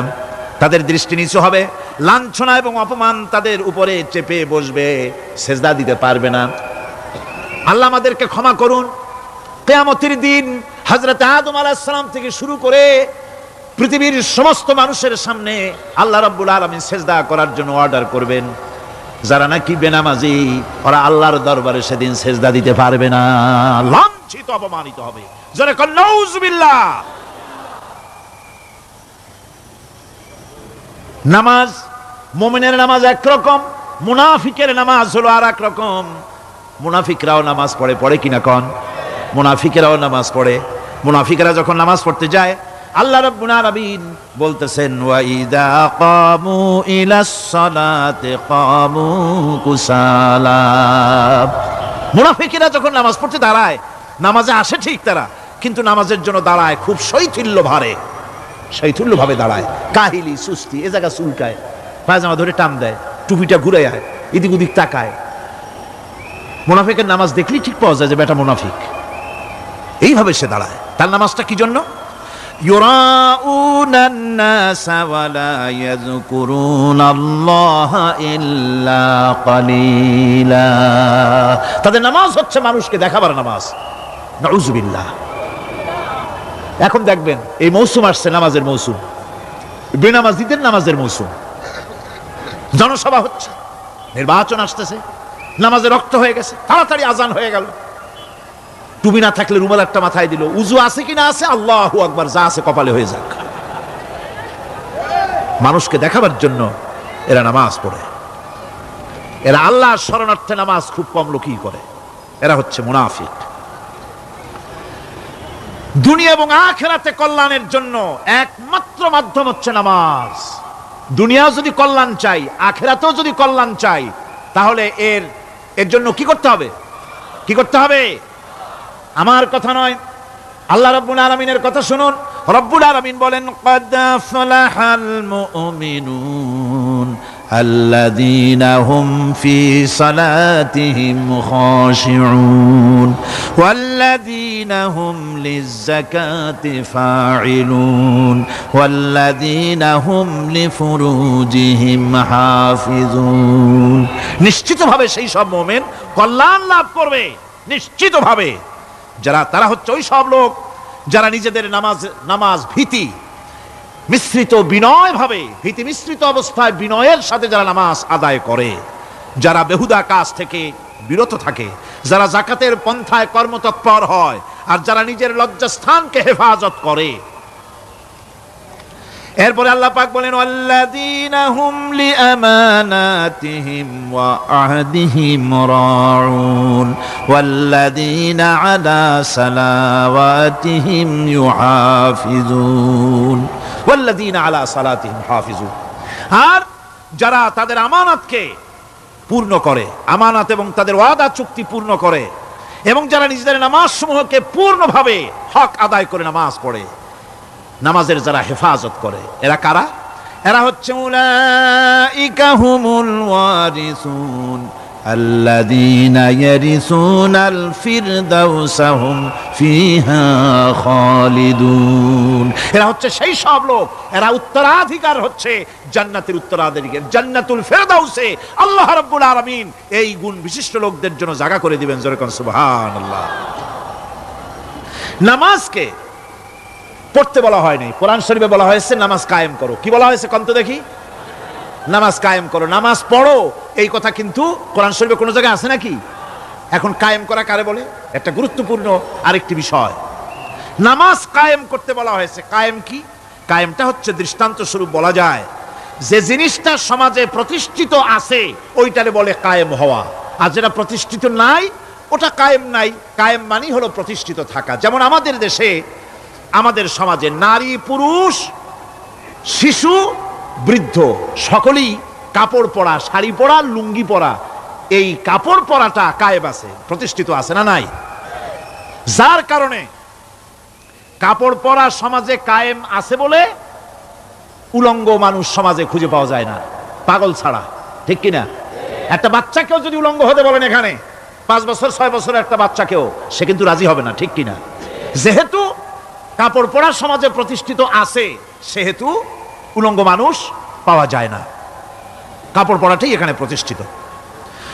সুতরাং এখন অবস্থাটা এই হয়েছে, কাপড় পরা প্রতিষ্ঠিত আছে বলে কোন উলঙ্গ মানুষ এসে যদি এই মঞ্চে দাঁড়ায় আর বলে আমাকে একটু বক্তৃতা করতে দেন, আপনারা কি করবেন? মঞ্চে তো উঠতেই দিবেন না। উলঙ্গ মানুষ যদি কোনো চাকরি নিতে যায় ইন্টারভিউতে, তাকে লাইনে দাঁড়াইতে দেবে? দেবে না। এমনকি উলঙ্গ হয়ে যদি বাড়িতে প্রবেশ করে, তার বউ দূর দূর করে তাড়ায় দেবে। ঠিক কিনা? যেহেতু সমাজের ভিতরে কাপড় প্রতিষ্ঠিত আছে, সেই জন্য এই উলঙ্গ মানুষ পাওয়া যায় না। অনুরূপ ভাবে নামাজ যদি প্রতিষ্ঠিত হতো সমাজের ভিতরে, তাহলে বেনামাজি খুঁজে পাওয়া যেত না। চাকরি করতে গেলে সেখানে নামাজ মানদণ্ড হয়ে যেত, নামাজ পড়ে কিনা তা দেখে নেওয়া হতো। বেনামাজি লোক পাওয়াই যেত না যদি প্রতিষ্ঠিত থাকতো। প্রথম প্রশ্নই হতো তুমি নামাজ পড়ো কিনা। ইলেকশনে যদি একজন উলঙ্গ মানুষ এসে দাঁড়ায়, ভাইরা এবার আমার বোতল মার্কা বাক্স, উলঙ্গ মানুষ এসে ভোটে দাঁড়াইছে, আপনারা ভোট দিবেন? দিবেন। ওইটা কাপড় প্রতিষ্ঠিত আছে বলে, লুঙ্গি প্রতিষ্ঠিত সমাজে আছে বলে উলঙ্গ মানুষকে আপনি ভোট দিবেন না। নামাজ যদি প্রতিষ্ঠিত থাকতো সমাজে, বেনামাজি মানুষ যদি এসে মঞ্চে দাঁড়ায়া যতই বলতো আমি ক্ষমতায় গেলে এই করব সেই করব, নামাজ প্রতিষ্ঠিত থাকলে পরে বেনামাজিরে কেউ ভোট দিত না। নামাজ যদি প্রতিষ্ঠিত থাকতো তাহলে অফিসের অফিসার তো দূরের কথা, বেনামাজি অফিসের ঝাড়ুদারের চাকরিও তার কিসমতে জুটতো না যদি নামাজ প্রতিষ্ঠিত থাকতো। এর নাম হলো নামাজ কায়েম হওয়া। নামাজ কায়েম থাকলে এই অবস্থার সৃষ্টি হতো। এই জন্য আল্লাহ পাক বলেছেন নামাজকে কায়েম করতে হবে। নামাজ হবে সব ভালো কাজের মানদণ্ড। সমস্ত ভালো কাজের মানদণ্ড কি? নামাজ। নামাজ আমাদেরকে বড় রকমের শিক্ষা দেয়। কি শিক্ষা দেয়? নামাজ আমাদের শিখায় ঐক্য আর ভ্রাতৃত্ব, ভ্রাতৃত্বের আর ঐক্যের শিক্ষা দেয়। এক নেতার আনুগত্য করা শিখায়। জামাত যত বড় হোক, ইমাম হবে কয়জন? একজন ইমাম হবে। আর এই ইমাম মানে কি? নেতা। ইমাম মানে কি? নেতা নির্বাচন শিখায় নামাজে। নেতা নির্বাচন কে শিখায়? নামাজ শিখায়। বোঝেন খুব ভালো করে। কিভাবে? মনে করুন চট্টগ্রাম শাহী মসজিদে ইমাম প্রয়োজন। এখন সেই ইমাম নেওয়ার জন্য ইন্টারভিউ কল করা হলো, বিজ্ঞাপন দেওয়া হলো পত্রিকায়। অনেক আলেম আসলেন। ইন্টারভিউ বোর্ডে যারা বসলেন তারা ইন্টারভিউটা কিভাবে নেবেন? যার মাথার চুল লম্বা বেশি তার ইমামতি দেওয়া হবে, যার লুঙ্গিটা পায়ের গিরার তলে তারে দেওয়া হবে, যার মোষটা মুখের মধ্যে গিয়া ঢুকছে, হাসি দিলে বুঝাই যায় না হাসে না কান্দে, তারে দিবে। দাড়িগুলা কামাইছে তারে দেবে। সিগারেট খায় বা অবশ্য চট্টগ্রাম আর সিলেটে সিগারেটের ফতোয়া ভিন্ন রকম। বরিশালে আমি যেখানে জন্মগ্রহণ করেছি, আমার এলাকায় কোনো আলেম যদি সিগারেট খায়, মসজিদের ইমাম তো ভালো, মসজিদ ঝাড়ু দিতেও ঢুকতে দেবে না মসজিদে। এটা এই এলাকার এক রকমের কায়দা। আমি এটার ব্যাপারে কথা নাইবা বললাম। তো আপনারা খুঁজে দেখবেন সে সিনেমা দেখে নাকি, মিথ্যা কথা বলে নাকি, বউ পর্দায় থাকে নাকি। এগুলি মাইক্রোস্কোপ যন্ত্র দিয়ে ইমামের মাথা থেকে পা পর্যন্ত দেখবেন কিনা কন? আচ্ছা এবার কত দেখি এই ইমাম সাহেব ইমামতি করবে কতজন লোকের? 500, 1000। শাহী মসজিদে ধরেন 5000 লোক হইল। 5000 লোক, 5000 লোকের ইমাম নির্বাচনের সময় পা থেকে শুরু করে মাথা পর্যন্ত দেখেন, এমনকি বউ পর্যন্ত। বৌমনি আনিয়ে দেখেন না, পর্দায় থাকে কিনা এইটা আপনারা দেখেন, ঠিক কিনা?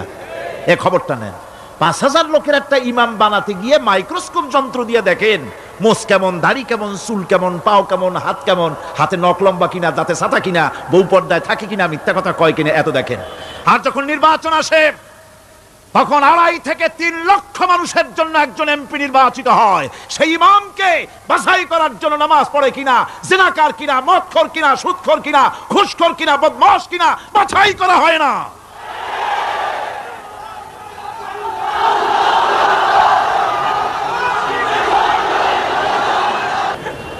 নামাজ আমাদেরকে এটা শিখায় ইমাম কেমনে বানাইতে হবে। কোন সুবহানাল্লাহ। নামাজ ঐক্য শিখায়, নামাজ ভ্রাতৃত্ব শিখায়, নামাজ পারস্পরিক মহব্বত শিখায়, নামাজ নেতা কেমন হওয়া উচিত, নেতা নির্বাচন শিখায়।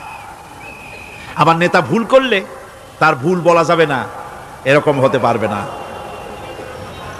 নামাজের ভিতরে ইমাম যদি ভুল করলে আপনি লোকমা দিবেন, সুবহানাল্লাহ, আল্লাহু আকবার বলবেন। যদি তিনি সংশোধন না হলেন আবার দেন, তাতেও সংশোধন হলো না আবার দেন। 3 বার লোকমা দেওয়ার পর যদি ভুল সংশোধন না করে নামাজ ছেড়ে দেন, ইমামকে বের করে দেন, নতুন ইমাম নিয়োগ করে। যারা ক্ষমতায় যাবে, আপনি রাষ্ট্রের ইমাম যারে বানাবেন, সেই রাষ্ট্রীয় ইমাম যদি জনগণের ইচ্ছার বিরুদ্ধে যদি চলে, 1 বার লোকমান দেন, 2 বার লোকমান দেন, 3 বার দেন, তারপরেও যদি না নামে, ঘাট ধরে নামে না। নামাজ আপনাকে নেতা নির্বাচন, নেতাকে প্রতিষ্ঠিত রাখা, নেতার আনুগত্য আপনাকে শেখায়। নামাজ লাইন সোজা করে দাঁড়াতে হবে। লাইন যদি বাঁকা করেন আপনার কলজেটা ওরকম বাঁকা হয়ে যাবে। কোন নাউযুবিল্লাহ। নামাজের কাতারে যার কারণে নামাজের কাতার বাঁকা হবে, পুরা কাতারের জন্য আল্লাহর কাছে ওই লোকটা দায়ী হয়ে যাবে। নামাজ শৃঙ্খলা শিখায়। সুবহানাল্লাহ কইতে ইচ্ছা করে না? নামাজ শৃঙ্খলা শিখায়, শৃঙ্খলা বোধ শিখায়, সোজা হয়ে দাঁড়ায়। তারপরে ঐক্য এবং মহব্বত শিখায়। নামাজের ভিতরে যখন দাঁড়ায় গেলেন, আমির দাঁড়ালো, ফকির দাঁড়ালো, মন্ত্রী দাঁড়ালো, তার ড্রাইভারও দাঁড়ায় গেল, একই কাতারে দাঁড়ায় গেছে। নামাজ পড়তে গিয়ে ড্রাইভারের পাও গিয়ে লেগেছে মন্ত্রীর গায়ে, নামাজ শেষ হওয়ার পর মন্ত্রীর বাবার ক্ষমতা নাই এ কথা বলার যে বেটা ড্রাইভার সলিমুদ্দি, তোর পাও লেগেছে আমার পায়ে, তোর চাকরি শুদ্ধা দোজকে পাঠায় দেব। পারবে বলতে? পারবে না। মিয়া মন্ত্রী সাহেব, এটা তোমার সেক্রেটারিয়েট না, এটা আল্লাহর ঘর। এটা কার ঘর? এক হি সব মে খড়ে হো গয়ে মাহমুদ ও আয়াজ, এক হি সব মে খড়ে হো গয়ে महमूद आयाज, न कोई बंदा रहा न कोई बंदा नवाज। একই কাতারে দাঁড়িয়ে গেছে সম্রাট মাহমুদ আর চাকর আয়াজ। এখন সম্রাট মাহমুদও নাই, চাকর আয়াজও নাই, সম্রাট আর চাকর দুজনই আল্লাহ পাকের গোলাম হয়ে গিয়েছে। তুমি মসজিদে এসেছো, তুমি আল্লাহর গোলাম। কার গোলাম? আল্লাহ পাকের গোলাম। এই জিনিস শিখায় নামাজ। নামাজ শিখায় মানুষকে পাঞ্চুয়ালিটি, নিয়মানুবর্তিতা, সময়ের জ্ঞান শিখায় নামাজ। নামাজ মানুষকে কি শিখায়? আল্লাহ রাব্বুল আলামিন বলছেন, ইন্নাস সালাতা কানাত আলাল মুমিনিনা কিতাবাম মাওকুতা। নিঃসন্দেহে নামাজ মুমিনদের নিয়মানুবর্তিতার সাথে ফরজ করা হয়েছে, তাদের উপরে নিয়মানুবর্তিতার উপরেই, সময়ের উপরে নামাজকে ফরজ করা হয়েছে। আপনার আন্দাজ মতো আপনি পড়তে পারবেন না, সময় মতো পড়তে হবে, আল্লাহ লোকতে পড়তে হবে। আমার দেশের মসজিদগুলিতে ফজরের নামাজ পড়া হয় এমন সময় পূর্ব দিক ফর্সা হয়ে যায়। ইমাম সাহেব যদি ভুল করেন, নামাজ যদি দোহরাতে যান, তাহলে সূর্য উদয় হয়ে যাবে, এমন অবস্থা। নামাজ এত দেরিতে পড়া হয়। প্রত্যেক ওয়াক্তের নামাজ আল্লাহ লোকতে পড়ার জন্য রাসূল সাল্লাল্লাহু আলাইহি ওয়াসাল্লাম তাগিদ করেছেন। সময়ের দিকে লক্ষ্য রাখতে বলা হয়েছে। যেই জাতির, লক্ষ্য করুন, যে জাতির দৈনিক 5 বার টাইমলি, অক্তমতো, সময় মতো নামাজ আদায় করতে হয়, দুর্ভাগ্যজনক সত্য, সেই জাতির কাছে সময়ের কোনো দাম নাই। সময়ের দাম নাই। 9টার গাড়ি কয়টায় আসবে? 9টার গাড়ি কয়টায় আসবে? একদিন দেখা গেল সত্যি 9টার সময় এসে গেছে। যাত্রীরা বলছে মাশাআল্লাহ, অন্তত একটা দিন তো 9টার সময় আসলো। স্টেশন মাস্টার বলছে না, খুশি হওয়ার কারণ নাই, আজকের না, এটা গতকালকেরটা। আমার আমেরিকার সফরের সময়, যে বাড়িতে আমি আমেরিকায় থাকি, কুইন্স এলাকায়, নিউ ইয়র্ক সিটিতে, সে বাড়িওয়ালা চাকরি করে। সে আমাকে বলল, 10টি বছর আমি একটা ট্রেনে যাতায়াত করি। সে বলছে রাত 3:45 ট্রেনটা আসে, ওই ট্রেনে চড়ে সে তার কর্মস্থলে যায়। বলল 10টা বছর আমি এখানে আছি, 10 বছরের ভিতরে এই ট্রেনটা 1 মিনিটের জন্য এদিক ওদিক করলো না, ঠিক 3:45 এসে হাজির হয়ে গেছে। ঝড় হোক, বৃষ্টি হোক, স্নো পড়ুক, বরফ পড়ুক, টাইমলি চলতেছে। দুনিয়ায় ভিন্ন জাতিরা যে উন্নতি করে, তার পেছনে সময়ের জ্ঞান তাদের অনেক বেশি আমাদের থেকে। কথা ঠিক কিনা? আমাদের সময়ের জ্ঞান নাই, সময়ের কোনো মূল্য আমরা দেই না। 2টার সময় মিটিং হবে, মন্ত্রী সাহেব আসেন 5টার সময়, ঠিক কিনা? বক্তৃতার জন্য সময় দেওয়া হয়েছে 20 মিনিট, নাহমাদু ওয়া নুসাল্লি আলা কইয়া সুর দিয়া 35 মিনিট গেছে নাহমাদু কইতে কইতে। সময় 20 মিনিট, তার মনেই নেই। এই যে সময়ের জ্ঞান নাই, এটা ব্যর্থতা। নামাজ মানুষকে সময়ের জ্ঞান শিখায়। কোন আলহামদুলিল্লাহ। এই সময়ের জ্ঞান আমাদেরকে শিখতে হবে। এবার আমি আপনাদের সামনে বলতে চাই, আল্লাহর নবী জনাবে মুহাম্মদ রাসূলুল্লাহ সাল্লাল্লাহু আলাইহি ওয়াসাল্লাম নামাজের ব্যাপারে কি বলছেন। এতক্ষণ তো আল্লাহর কথা শোনালাম, কার কথা শোনাইছে? আমার আল্লাহর নবী বলেন, নবীকে প্রশ্ন করা হলো, ইয়া রাসূলুল্লাহ আইয়ু শাইইন আহাব্বু ইনদাল্লাহি ফিল ইসলাম, ইসলামের মধ্যে আল্লাহর কাছে কোন জিনিসটা বেশি প্রিয়? আল্লাহর কাছে ইসলামের কোন জিনিসটা বেশি প্রিয়? হুজুর বললেন, as-সালাতু লিওয়াক্তিহা, মান তারাকা সালাতান ফালা দীনা লাহু ওয়াস-সালাতু ইমাদুদ্দিন। আল্লাহর কাছে সবচাইতে বেশি প্রিয় হচ্ছে নামাজ। সবচাইতে প্রিয় কি? নামাজ। ওয়াক্তমতো নামাজ আদায় করা আল্লাহ পাকের বেশি প্রিয়। আর এই নামাজ হচ্ছে দ্বীনের খুঁটি। এটা দ্বীনের কি? খুঁটি। এই যে খুঁটিগুলো আছে, খুঁটিগুলো ফালাই দিলে তারপরে আপনার এই প্যান্ডেল থাকবে? থাকবে না। বিল্ডিং এর পিলার ভেঙে দেন, বিল্ডিং টিকবে? ঘরের খুঁটিগুলি উড়াই ফেলেন, ঘর টিকবে? টিকবে না। দ্বীনের খুঁটি হচ্ছে নামাজ। লা দীনা লিমান লা সালাতা লাহু, যার কাছে দ্বীন নাই, যার কাছে নামাজ নাই, তার কাছে কি নাই? দ্বীন নাই, ঈমান নাই। আল্লাহর নবী বলেছেন, وعن جابر رضي الله تعالى عنه قال قال رسول الله صلى الله عليه وسلم بين العبد وبين الكفر ترك الصلاة আল্লাহ পাকের নবী বলেন আল্লাহর বান্দার মুমিন আল্লাহর বান্দার কাফের দুইজনের মধ্যে পার্থক্য হলো যে ব্যক্তি নামাজ পড়ে সে আল্লাহর গোলাম, যে নামাজ পড়ে না সে কাফের হয়ে গেল। যে নামাজ পড়লো না সে কাফের হয়ে গেল। মান তারাকা সালাতান মুতাআম্মিদান ফাকাদ কাফারা, যে ব্যক্তি ইচ্ছে করে নামাজ ছেড়ে দিল সে কাফের হয়ে গেল। বলেন নাউযুবিল্লাহি মিন যালিক। এই জন্য নামাজ আদায় করা বাধ্যতামূলক প্রত্যেকটি মুসলমানের জন্য। রাসূল করিম সাল্লাল্লাহু আলাইহি সাল্লাম একটা দৃষ্টান্ত দিয়েছেন, কারো বাড়ির সামনে যদি একটা নাহার থাকে, একটা পুকুর থাকে, একটা খাল থাকে প্রবাহিত, এতে যদি ওই বাড়িওয়ালা দৈনিক 5 বার গোসল করে তাহলে তার গায়ে কি কোনো ময়লা থাকে? হুজুর, সাহাবীরা বললেন না হুজুর থাকে না। হুজুর বললেন এটাই হলো নামাজের দৃষ্টান্ত। 5 ওয়াক্ত নামাজ যে আদায় করবে সেই গুনাহ থেকে আল্লাহ পাক তাকে পবিত্র করে দিবেন। সুবহানাল্লাহি বিহামদিহি। আমার ভাইরা, নামাজ পড়লে পরে এক জুমা থেকে আর এক জুমা পর্যন্ত মানুষ যে সমস্ত গুনাহ করে, কবিরা গুনাহগুলি বাদে, শিরক আর কবিরা গুনাহগুলি বাদে যত গুনাহ আছে তার কাফারা হয়ে যায়। নামাজ যে সঠিকভাবে আদায় করবে, এই নামাজটা একটা কঠিন কাজ। নামাজটা কি কাজ? কে বলতেছেন এই কথা? আল্লাহ পাক। ওয়া ইন্নাহা লাকাবীরাতুন ইল্লা আলাল খাশিঈন। নামাজ একটা ভারী জিনিস, একটা কঠিন জিনিস। কাদের জন্য কঠিন নয়? যারা নাকি আল্লাহ পাককে ভয় করে। আল্লাযীনা ইয়াযুন্নুনা আন্নাহুম মুলাকু রাব্বিহিম ওয়া আন্নাহুম ইলাইহি রাজিউন।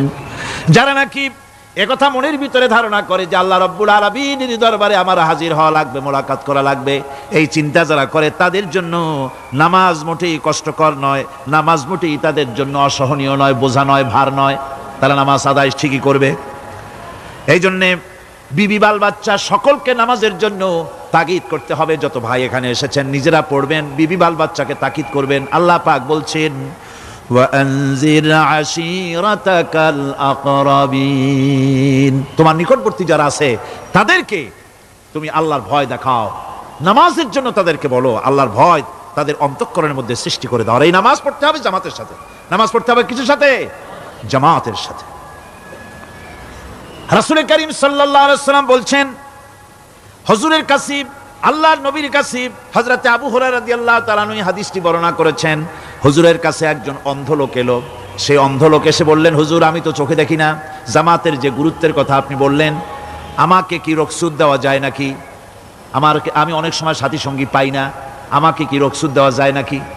হুজুর বললেন হ্যাঁ তোমাকে রুখসুত দেওয়া গেল।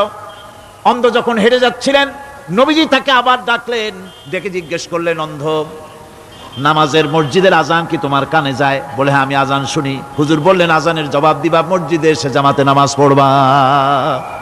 একজন অন্ধকে রুখসুত দেওয়া হয় নাই। মসজিদে আজান শোনার পর ঘরে বসে যদি নামাজ আদায় করেন নামাজের হক আদায় হবে না।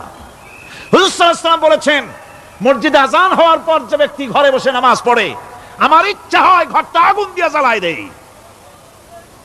কে বলতেছেন? রাহমাতুল লিল আলামিন বলতেছেন। রাহমাতুল লিল আলামিন বলতেছেন ঘরের মধ্যে যদি মেয়ে লোক আর বাচ্চারা যদি না থাকতো তাহলে আমার ইচ্ছা হয় আমি বলি আগুন দিয়ে ঘরটারে জ্বালায় দাও। এই ঘরের মহব্বতই তো সে বাইর হয় না। নামাজের এত বড় গুরুত্ব দেওয়া হয়েছে।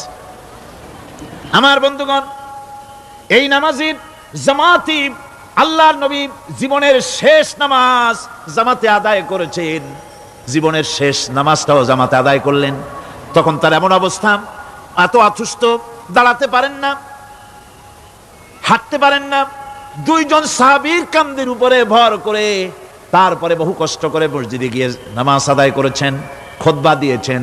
বললেন, খুতবা দিতে গিয়ে বললেন আজ থেকে মসজিদে নববীর চতুর্দিকের সকলের দরজা বন্ধ হয়ে যাবে, শুধু আবু বকরের দরজাটা খোলা থাকবে। আল্লাহর নবী বললেন আল্লাহ রাব্বুল আলামিন এই পৃথিবীতে তার এক বান্দাকে জাগতিক সব সম্পদ দিতে চেয়েছিলেন, কিন্তু সে বান্দা সব জাগতিক সম্পদকে উপেক্ষা করে মাবুদের সঙ্গে দেখা করা বেশি জরুরি, বেশি পছন্দ মনে করেছেন। এতটুকুন কথা নবীজি বললেন। কেউ কিছু বুঝলো না। হযরতে আবু বকর রাদিয়াল্লাহু তাআলা আনহু হুজুরের এই কথা শুনে কাঁদতে কাঁদতে তিনি অস্থির হয়ে যাচ্ছেন। সাহাবীরা চিন্তা করলেন, হুজুর কান্না কার কথা বলেছেন, তাতে কান্নার কি আছে? বয়োবৃদ্ধ জ্ঞান বৃদ্ধ হযরতে আবু বকর রাদিয়াল্লাহু তাআলা আনহু বুঝতে পেরেছেন এই পৃথিবীর সব সম্পদ তো আল্লাহ হুজুরকেই দিতে চেয়েছিলেন। তিনি সমস্ত সম্পদকে উপেক্ষা করে তার মাবুদের সঙ্গে দেখা করার জন্য প্রস্তুতি নিয়েছেন। তার মানে হলো আল্লাহর নবী বিদায় হয়ে যাবেন, আমরা নবী থেকে এতিম হয়ে যাব। নবীজি ঘরের মধ্যে প্রবেশ করলেন, প্রচন্ড জ্বর এলো। এই প্রচন্ড জ্বর নিয়ে তিনি শুয়ে আছেন, কখনো বেহুশ কখনো হুশ, এর মধ্যে সারাজান হয়ে গেল। সাহাবীরা বহুক্ষণ অপেক্ষা করে হযরত আবু বকরের ইমামতিতে নামাজ শুরু করলেন। হুজুরের হুশ এলো, প্রশ্ন করলেন, আয়েশা রে এখন কোন সময়? হযরত আয়েশা বলেন, ইয়া রাসূলুল্লাহি মসজিদে নববীতে নামাজ শুরু হয়ে গেছে। সাহাবীরা অনেকক্ষণ অপেক্ষা করে আমার বাবার ইমামতিতে নামাজ পড়তেছে সবাই, কিন্তু সাহাবীরা কেঁদে কেঁদে নামাজের মধ্যেই কাঁদতে কাঁদতে অস্থির হয়ে যাচ্ছে। তাদের মনের ধারণা হয়েছে নবীজির পেছনে নামাজ পড়ার কিসমত থেকে তারা মাহরুম হয়ে গেল। নবীজি বলেন, আয়েশা দরজা খুলে দাও আর আমার মাথাটা একটু উঁচু করে ধরো, আমি একটু নামাজের দৃশ্যটা দেখি। দরজা খুলে দেওয়া হলো, নবীজির মাথা উঁচু করে ধরা হলো। নামাজের জামাতের দৃশ্য দেখে নবীজি আবার শুয়ে পড়লেন। হযরত মা আয়েশা লক্ষ্য করে দেখেন নবীজির দুই চোখের কোণা দিয়া পানি পড়তেছে। মা আয়েশা জিজ্ঞেস করেন, ইয়া রাসূলুল্লাহ হে নামাজের দৃশ্য দেখে চোখে কেন পানি এলো? হুজুর বলেন, আয়েশা রে এটা কোনো দুঃখের পানি নয়, এটা তৃপ্তির পানি। এই যে জামাত নামাজ পড়তেছে লোকেরা, এই জামাত কায়েমের জন্য তায়েফের ময়দানে অনেক রক্ত আমার ঝরেছে। উহুদের ময়দানে দান্দার মুবারক শহীদ হয়েছে, সাহাবায়ে কেরাম জীবন দিয়েছে। এই যে জামাত আমি দেখতে পেলাম, ভবিষ্যতের একটা ছবি যেন চোখে ধরা পড়লো। আমার মনে হলো কিয়ামত পর্যন্ত এই পৃথিবীতে আমার যত উম্মত আসবে তারা এইভাবে করে জামাতে নামাজ আদায় করবে। নবীজি মাথার কাছে মালাকুল মউত যখন এসে গেছেন, আমার ভাইরা এই পৃথিবীতে যত নবীরা এসেছিলেন মৃত্যুর সময় সমস্ত নবীরা শেষ কথা যেটা বলেছেন হাদিস, সমস্ত নবীরা উম্মতের জন্য মৃত্যুর মুহূর্তে শেষ কথা যেটা বলেছেন সেটা হলো আসসালাত আসসালাত, নামাজ নামাজ।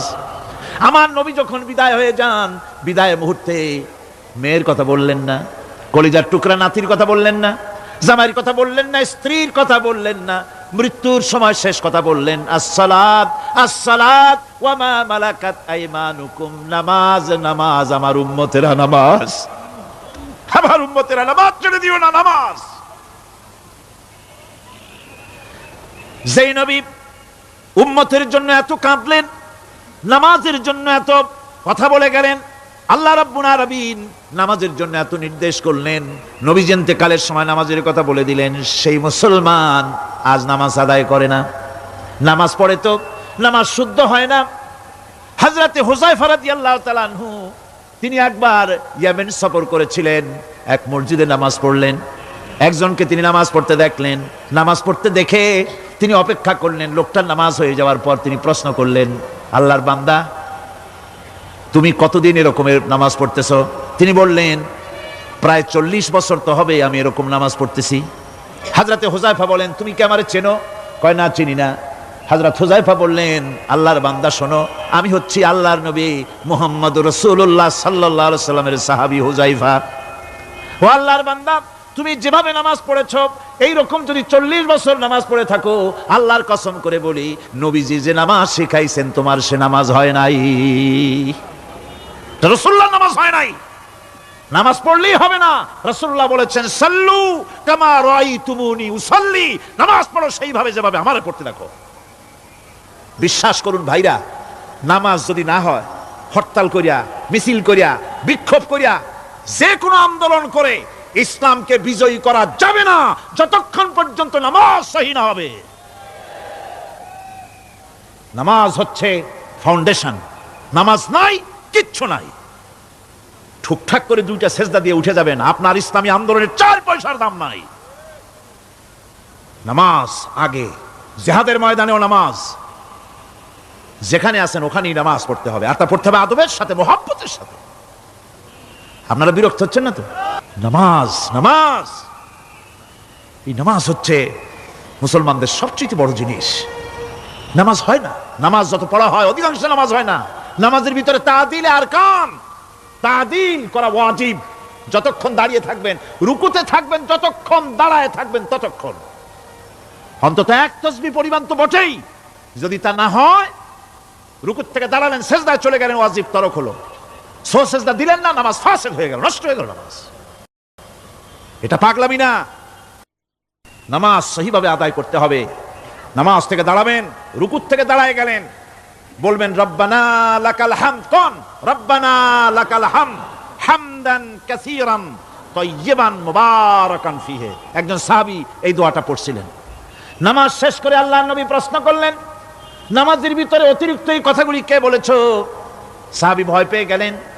ভয় ভয় তিনি বললেন, হুজুর আমি বলেছি।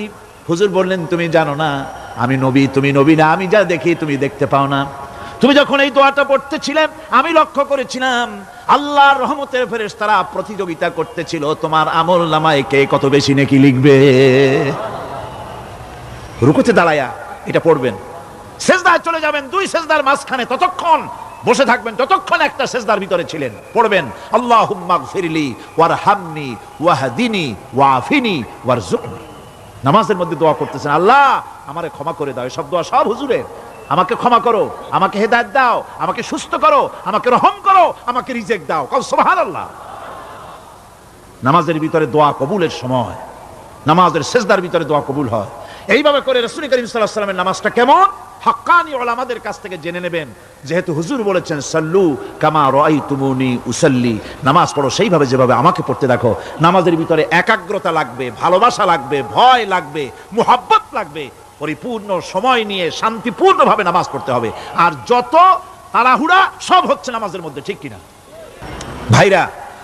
রাসূল করিম সাল্লাল্লাহু আলাইহি ওয়াসাল্লামের যে নামাজ, হুজুর যেভাবে নামাজ পড়েছেন হাদিসে যা পাওয়া যায়, হাদিসে বুখারীতে সব আছে, দেখে নেবেন, সেইভাবে নামাজটা আদায় করে নেবেন। কিয়ামতের দিন আল্লাহ রাব্বুল আলামিন সর্বপ্রথম বান্দাকে প্রশ্ন করবেন কি? বুখারী শরীফে এসেছে, আন আবি হুরায়রা রাদিয়াল্লাহু তাআলা قال سمعت رسول الله صلى الله عليه وسلم يقول انما يحاسب به العبد يوم القيامه من عمله صلاته। বুখারী শরীফের হাদিস।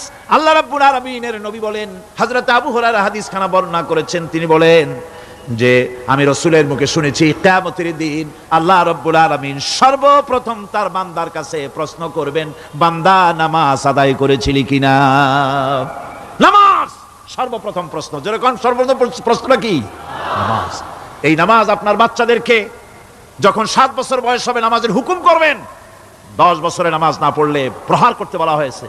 নামাজের জন্য কড়াকড়ি করতে হবে। পুরুষ নারী মেয়েদের মাসের ভিতরে কখনো কখনো তাদের যে সমস্ত মাসলা মাসাইল আছে সেই অনুযায়ী কখনো তাদের ক্ষমা আছে, বাকি তাদের নামাজ পড়তে হবে। আর পুরুষের জন্য পাগল হয়ে যাওয়া, বেহুশ হয়ে যাওয়া ছাড়া নামাজ মাপ নাই, নামাজ পড়তেই হবে। এই যে নামাজ, যে নামাজ না হলে ঈমান থাকবে না, ঈমান নষ্ট হবে, কিয়ামতে জাহান্নামে যাওয়া লাগবে, এসব কথা শোনার পর আজকের তাফসীরুল কোরআন মাহফিলে আমরা কি ওয়াদা করতে পারি যে আমরা মালাকুল মউত যতক্ষণ পর্যন্ত আমাদের মাথার কাছে না আসবে নামাজ ছেড়ে দেব না? এই ওয়াদা কি করতে পারি? দুই হাত উঁচু করুন, বলেন ইয়া আল্লাহ, আমি তোমার নামে শপথ করছি যতদিন মালাকুল মউত আমার মাথার কাছে না আসতেছে ততদিন পর্যন্ত ফরজ নামাজ, ফরজ রোজা ছেড়ে দেব না। ইয়া আল্লাহ, মৃত্যু পর্যন্ত আমার এই ওয়াদা পালনের তৌফিক আমাকে দান করো, আমিন। আল্লাহ পাক আমাদের এই ওয়াদা মঞ্জুর করুন, জোরে কোন আমিন। আলোচনার শেষ পর্যায়ে এখন আমরা মুনাজাতের দিকে যাব। দাঁড়ানো ভাইয়েরা সবাই বসেন, মুনাজাতের শরীক হন। আল্লাহ রাব্বুল আলামিন নামাজের জন্য আমাদেরকে দোয়া শিখাই দিয়েছেন, কোন সুবহানাল্লাহ। কে শিখাইছেন দোয়া? আল্লাহ পাক দোয়া শিখালেন, রব্বি জাআলনি মুকিমাস সালাতি ওয়া মিন যুররিয়াতি রব্বানা ওয়া তাকাব্বাল দুআ। আয় আল্লাহ, আমারে আমার বিবি বাল বাচ্চারে নামাজের উপরে প্রতিষ্ঠিত করো। আল্লাহ তুমি দয়া করে দোয়া কবুল করো, জোরে কোন আমিন। এ দোয়া আপনারাও করবেন, আমিন, আল্লাহুম্মা আমিন। ربنا ظلمنا أنفسنا وإن لم تغفر لنا وترحمنا لنكونن من الخاسرين ربنا لا تزغ قلوبنا بعد إذ هديتنا وهب لنا من لدنك رحمة إنك أنت الوهاب سبحان ربك رب العزة عما يصفون وسلام على المرسلين الحمد لله رب العالمين وجعل آخر كلمتنا عند الموت لا إله إلا الله محمد কোন এতিম যেন বলতে না পারে নবীজি আমার ব্যাপারে কি বলবেন, আমি তো এতিম মানুষ, আর তিনি আমার ব্যাপারে কিভাবে আমার দরদ বুঝবেন। নবীজিকে আল্লাহ পাক কেমন এতিম বানালেন, সমস্ত দুনিয়ার এতিমদের সর্দার বানালেন। মায়ের পেটে যখন তিনি ছিলেন 6 মাসের সময় মায়ের পেটে থাকাকালীন বাপের এতিম হয়ে গেলেন। যখন প্রসব বেদনা শুরু হয়েছে মায়ের, দুনিয়ায় যখন তিনি আসবেন, হযরতে আমেনা ঘরের ভিতরে বসে তার অবস্থাটা কি, এই সন্তান পৃথিবীতে আসতে পরে যিনি সবচাইতে বেশি খুশি হবেন তিনি তো আজ দুনিয়ায় নাই। মনের ভিতরে কত কষ্ট। আল্লাহ রাব্বুল আলামিন তার হাবিবকে দুনিয়া আনলেন। রাসূলের দাদা ঘরের সামনে তাঁবুর সামনে দাঁড়ায়া তায়েফ থেকে আগত সাদিয়া গোত্রের লোকদেরকে বলতেছেন, এই ঘরের ভিতরে একটা এতিম বাচ্চা আছে, বেশি টাকা করি দেওয়া যাবে না, যদি দয়া হয় নিয়ে যাও। গরিব মানুষ, এতিম মানুষ দেখে শুনে কেউ আর নিতে চায় না। সবশেষে এলেন ভাগ্যবতী মেয়ে, ভাগ্যবতী মহিলা হযরতে হালিমাতুস সাদিয়া, তিনি এসেছেন। কোনো ছেলে পেলে পায় নাই, সকলের শেষে তিনি এসেছেন। আব্দুল মুত্তালিব বলছেন, এই ঘরের মধ্যে একটা এতিম বাচ্চা আছে, দয়া হলে নিয়ে যেতে পারো। তিনি স্বামীর সঙ্গে পরামর্শ করলেন, এরপরে বললেন যদি দেখতে অন্তত ভালো হয়, মন যদি ভালো লাগে নিয়ে যাব, একেবারে খালি হাতে ফিরে যাওয়ার চাইতে তো ভালো। হযরতে হালিমা বলেন, আমি ঘরের মধ্যে প্রবেশ করলাম, মা আমেনার কোল থেকে শিশু মুহাম্মদ সাল্লাল্লাহু আলাইহি ওয়াসাল্লামকে যখন আমি কোলে নিলাম, আমি হুজুরের চেহারার দিকে নজর করে দেখলাম, আমার কাছে মনে হলো যেন পূর্ণিমার চাঁদটা আমার কোলে ধরা দিয়েছে। রাসূল কি শিশু মুহাম্মদ সাল্লাল্লাহু আলাইহি ওয়াসাল্লাম কি যখন নিয়ে বাড়ির দিকে রওনা হলাম, যে গাধা আমার সকলের পেছনে এসেছে সেই গাধা এখন সকলের আগে ছুটে চলে যায়। এরপরে বাড়ি যখন নিয়ে গেলাম, কুয়ায় পানি বাড়লো, গাছে ফসল বাড়লো, খেজুর গাছে খেজুর বাড়তে লাগলো, জমিনে ফলন বেড়ে গেল। রাসূলের দুধ বোন সাইমা রাসূলকে নিয়ে মুহাম্মদ সাল্লাল্লাহু আলাইহি ওয়াসাল্লাম তাকে দোলনা নিয়ে দোল দিতেছে। কি আশ্চর্য অবস্থা! সাইমা তাকে দোল দিচ্ছে আর বলতেছে, বেঁচে থাকুক মুহাম্মদ সাল্লাল্লাহু আলাইহি ওয়াসাল্লাম, সে দীর্ঘজীবী হোক। কবি লিখতেছেন, কি আশ্চর্য কথা, বেদুইন বালিকা কারে নিয়ে দোল দেয় সে কি তা জানে? বিশ্বনবী মুহাম্মদ রাসূলুল্লাহ সাল্লাল্লাহু আলাইহি ওয়াসাল্লাম এভাবে এতিম অবস্থায় জীবন তার শুরু হলো। যখন তিনি ফিরে এলেন 6 বছর বয়সের সময়, যখন মায়ের কাছে তিনি ফিরে এসেছেন, প্রতিদিন তিনি খেলা দেখতে যান ময়দানে। ইতিহাসের মধ্যে লেখা হয়েছে, মা প্রতিদিন সন্ধ্যার সময় তাকে ফিরে পান। আজকে সন্ধ্যা হয়ে গেছে, শিশু মুহাম্মদ সাল্লাল্লাহু আলাইহি ওয়াসাল্লাম বাড়ি ফেরেন না। কারণ কি, কেন বাড়ি ফেরে না? সন্ধ্যার দিকে তিনি চলে গিয়েছেন পাহাড়িয়া ময়দানে, যে দেখেন ধুধু করতেছে, চতুর্দিকে সন্ধ্যা হয়ে গেছে, অন্ধকার হয়ে গেছে, কোনো ছেলে পেলে নাই, কেউ নাই। পাহাড়ের পাদদেশে বসে শিশু মুহাম্মদ সাল্লাল্লাহু আলাইহি ওয়াসাল্লাম কাঁদতেছেন। মা প্রশ্ন করলেন, বাবারে সন্ধ্যা উত্তীর্ণ হয়ে গেল, কেন একা একা বসে বসে কাঁদো? তিনি বলছেন, মাজি আজ কদিন খেলা দেখতে আসলাম ময়দানে, প্রতিদিন দেখি যখন সন্ধ্যা হয়ে যায় মুরব্বী শ্রেণীর কিছু লোক আসে, ছেলেকে নাম ধরে ডাক দেয়, ছেলেরা দৌড়ে তার বাবার কাছে চলে যায়, আর বাবা ছেলেকে কোলে নিয়ে মুখে চুমা দিয়ে বাড়ির দিকে নিয়ে যায়। আমি আজ কদিন পর্যন্ত এই ময়দানে এলাম, কোনোদিন সন্ধ্যাবেলায় তো কেউ এসে আমাকে মোহাম্মদ বলে একটা ডাক দিল না। আমার আব্বা কি নাই? আল্লাহ রাব্বুল আলামিন বলেন, আলাম ইয়াজিদকা ইয়াতীমান ফাআওয়া। এরকম এতিম অবস্থায় পেয়ে আমি কি আপনাকে আশ্রয় দেই নাই? আপনাকে আমি পেয়েছি এতিম অবস্থায়, এরপরে আমি আপনারে আশ্রয় দিলাম। ওয়া ওয়াজাদাকা দাল্লান ফাহাদা। এরপরে আমি আপনাকে পথ হারা পেলাম, আমি আপনাকে পথের দিশা দিয়া দিলাম। ওয়াজাদাকা আইলান ফাআগনা।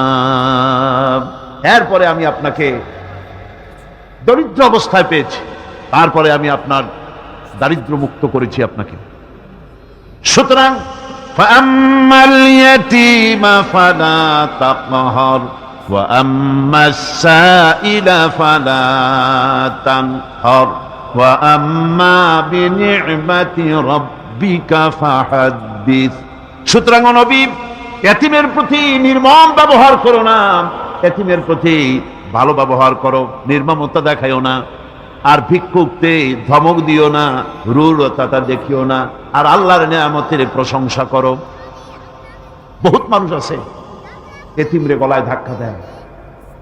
মানুষ যখন ভিক্ষা নিতে আসে, গরিব মানুষ ভিক্ষা চাইতে আসছে, ওই মেয়ে আত্মাহিত জানো, দোয়া কুনুত জানো, বাড়ি যেয়ে কাজ করবা, এইসব আজে বাজে কথা বলিয়া ভিক্ষা দেয় না। আহা, সায়েলকে ধমক দিতে রাসূল করিম সাল্লাল্লাহু আলাইহি ওয়াসাল্লাম নিষেধ করেছেন, সায়েলকে ধমক দিও না। গাড়িতে বসে যাচ্ছেন সাহেব, ট্রাফিক মোড়ে যখন সিগন্যাল জ্বললো, গাড়িগুলি দাঁড়ায় গেল। ফকির এসেছে, হাত নাই পাও নাই, বুড়া মানুষ, একটা পয়সা বার করে না। আবার এই মানুষটি ওই ফকিরকে ধমক দিয়া বার করে দিল। এরপরে এই লোকটি যখন কোনো মাজারের কাছে পৌঁছে গেল, 500 টাকার কড় করে নোটটা ফেলে দিল। বলেন টাকা দরকার কার? মরা মানুষের না জিন্দা মানুষের? কার দরকার? যার টাকা দরকার ছিল তারে দেওয়া হলো না, যার দরকার নাই তারে দেওয়া হলো। এরপরে লোকটা না খেয়ে যখন মারা গেল, পথের ফকির, রাস্তার ফকির, না খেয়ে মারা গেছে। এরপরে তার কাফনের কাপড় নাই, লোকটাকে রাস্তার উপরে শোয়া একটা ছেঁড়া কাপড় দিয়ে ঢেকে রেখেছে।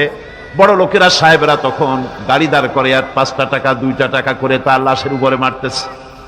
এটা মানবতার এর চাইতে লাঞ্ছনা, মানবতার জন্য এর চাইতে গঞ্জনা আর কিছুই হতে পারে না। মানবতার প্রতি লাঞ্ছনা, এর থেকে আর দুর্গতি কি হতে পারে? বেঁচে থাকার সময় 1টা টাকা আপনি দিলেন না, মরে যাওয়ার পর বিদায় হয়েছে বালাই, এখন দেওয়া শুরু করেছে। আমার বন্ধুগণ, এই জন্য এতিমের প্রতি দরদ করার জন্য আল্লাহ পাক কোরআনের ভিতরে পরিষ্কার বলেছেন। রাসূল করিম সাল্লাল্লাহু আলাইহি ওয়াসাল্লাম নিজে এতিম ছিলেন, আর এতিমের প্রতি তার এত দরদ ছিল। একবার তিনি ঈদের দিকে নামাজ পড়ার জন্য যাচ্ছেন, প্রতিমধ্যে দেখেন একটা বাচ্চা ছেলে কাঁদতেছে। এই রাস্তায় কত মানুষ গেল, কেউ দাঁড়ালো না, থমকে। বাচ্চার ক্রন্দন কাউকে থামাইতে পারলো না। কিন্তু বিশ্ব নবী, দয়ার নবী, রাহমাতুল লিল আলামিন বাচ্চার কান্না দেখে পাও বাড়াতে পারলেন না। নবীজি দাঁড়ায় গেলেন, জিজ্ঞেস করেন, ও বাচ্চা, ঈদের দিনে কাঁদো কেন? ঈদের দিনে তো কাঁদতে নাই। বাচ্চা বলে, তোমার কাছে বলবো না, আমি সেই সকালবেলা থেকে বসে আছি। আমি যদি মক্কার আব্দুল্লাহর পুত্র মুহাম্মদ রাসূলুল্লাহ সাল্লাল্লাহু আলাইহি সাল্লামকে পাই, মনের দুঃখ তার কাছে বলবো। বিশ্ব নবী জমিনের উপরে বসে পড়লেন, বাচ্চারে কোলের উপরে উঠায় বলেন, বাচ্চা বলো কি তোমার দুঃখ? তুমি যার জন্য বসেছো আমি তো সেই এতিম নবী, কি বলতে চাও? বাচ্চা বলতেছেন, ইয়া রাসূলুল্লাহ, আমার বাবা মারা গেছে। সেই ছোট্টবেলায় একেবারেই তখন মায়ের পেট থেকে আমি আসার পর বাপ মরে গেল। আমার মা আর একজনের সঙ্গে বিয়ে বসেছে। সেই পুরুষটি আমারে দেখতে পারে না। আমার মা যদি আমারে কোলে করে এসে সহ্য করতে পারে না, আমারে চুমা খাইলে সহ্য করতে পারে না, আমারে খাবার দিলে মা মার খায়। আজ ঈদের দিনে রাতে আমার মা আমাকে বলল, বাবারে তোমার কপাল খারাপ, তোমার বাবা মারা গেছে, তোমাকে সাহায্য করার কেউ নাই, আমি তোমার যত্ন করতে পারলাম না, কোলে নিয়ে সুমাও দিতে পারি না, আমার এমনই কপাল খারাপ। সুতরাং এতিমের দরদ এতিম ছাড়া কেউ বুঝবে না। তুমি আজ চলে যাও ওই রাস্তায়, ঈদের রাস্তায় দাঁড়ায় থাকো, মাঠের রাস্তার পাশে, বিশ্ব নবীর কাছে তোমার দুঃখ বলো, এতিমের দুঃখ তিনি বুঝবেন। আমি মায়ের কথা মতো এই জায়গায় এতক্ষণ বসে আছি, হুজুর আপনি দয়া করে, আমার কথা তো আপনার কাছে বললাম, আমার মনের এই দুঃখ। নবীজি বাচ্চার কথা শুনতেছিলেন, চোখ দিয়া পানি পড়তেছিল, বাচ্চাকে বুকের সঙ্গে জড়িয়ে ধরে নবীজি বলেন, ও এতিম, মুহাম্মদ সাল্লাল্লাহু আলাইহি ওয়াসাল্লাম যদি তোমার পিতা হন আর হযরতে আয়েশা যদি তোমার মা হয়ে যায়, বলো তোমার মনের দুঃখ মেটে নাকি?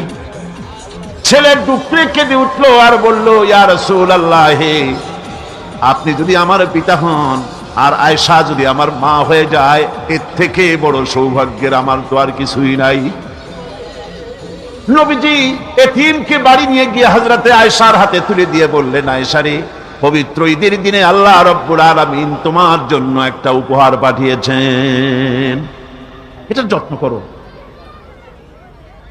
এতিমের প্রতি দরদ রাখার জন্য আল্লাহ রাব্বুল আলামিন বলেছেন, এতিম, মিসকিন, বিধবা, অসহায় লোক, তাদের প্রতি যাতে করে মুসলিম সমাজ লক্ষ্য রাখে, সেজন্য আল্লাহ পাক নির্দেশ করেছেন। বুখারী এবং মুসলিম শরীফের হাদিসে এসেছে, আস-সাই আলাল আরমালাত ওয়াল মিসকিন কাস-সাই ফি সাবিলিল্লাহ। বিধবাদের জন্য, মিসকিনের জন্য কেউ যদি কোনো উদ্যোগ গ্রহণ করে, কেউ কোনো সাহায্য দেয়, জিহাদের ময়দানে জিহাদ করে আল্লাহর রাস্তায় যে সওয়াব পাওয়া যায়, যে মর্যাদা পাওয়া যায় আল্লাহর কাছে, এতিম, মিসকিন, বিধবাকে সাহায্য করলে সেই সওয়াব আল্লাহ রাব্বুল আলামিন আমলনামায় দিয়ে দেন। আমাদের প্রিয় নবী এতিম মিসকিনদের খুবই ভালোবাসতেন তার নিজের চাকর হযরত যায়েদ ও আনাস রাদিয়াল্লাহু তাআলা আনহুকে। সে সম্পর্কে এখন আলোচনা করা হচ্ছে। তার চরিত্রই প্রমাণ করে নবীদেরকে বায়নাত দেওয়া হয়েছে, এমন চরিত্র আচার আচরণ দেওয়া হয়েছে যাতে করে লোকেরা অভিভূত হয়ে যায়, আকৃষ্ট হয়ে যায়। হযরতে যায়েদ, তিনি তো কৃতদাস ছিলেন, হারায় গেলেন বাপ মা থেকে, আর কুদরত তারে উঠায় দিল। তিনি তখন আল্লাহর নবী, তখন নবুয়তের দায়িত্ব পান নাই।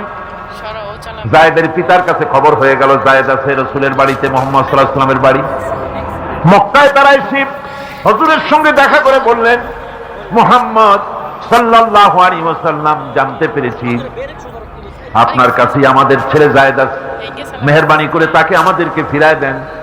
হুজুর বলেন, যায়েদ যদি তোমাদেরকে চিনতে পারে আর যদি যেতে চায়, আমার পক্ষ থেকে কোনো আপত্তি নাই, অবশ্যই যাবে।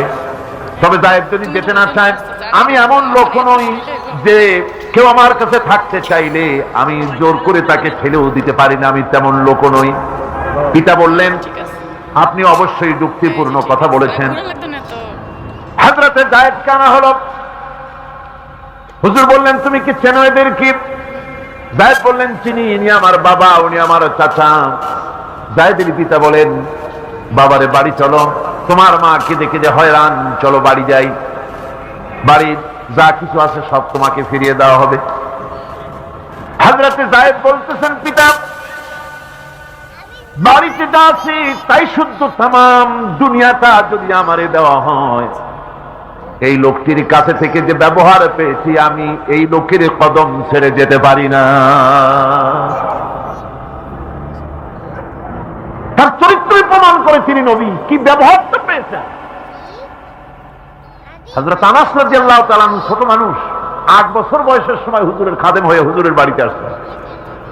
আচ্ছা, 8 বছর বয়সের কিশোর ভুল তো করতেই পারে, গরম পানি চাইলে ঠান্ডা পানি এনে দেবে, স্যান্ডেল চাইলে জুতো আনবে, বিছানা বিছাইতে বললে উঠাই দেবে, এটা স্বাভাবিক। কিশোর মানুষ, ছোট মানুষ। এবার শুনুন, বায়নাত কারে বলে? নবীদের বায়নাত আল্লাহ যে দিয়েছেন সেটা কি জিনিস?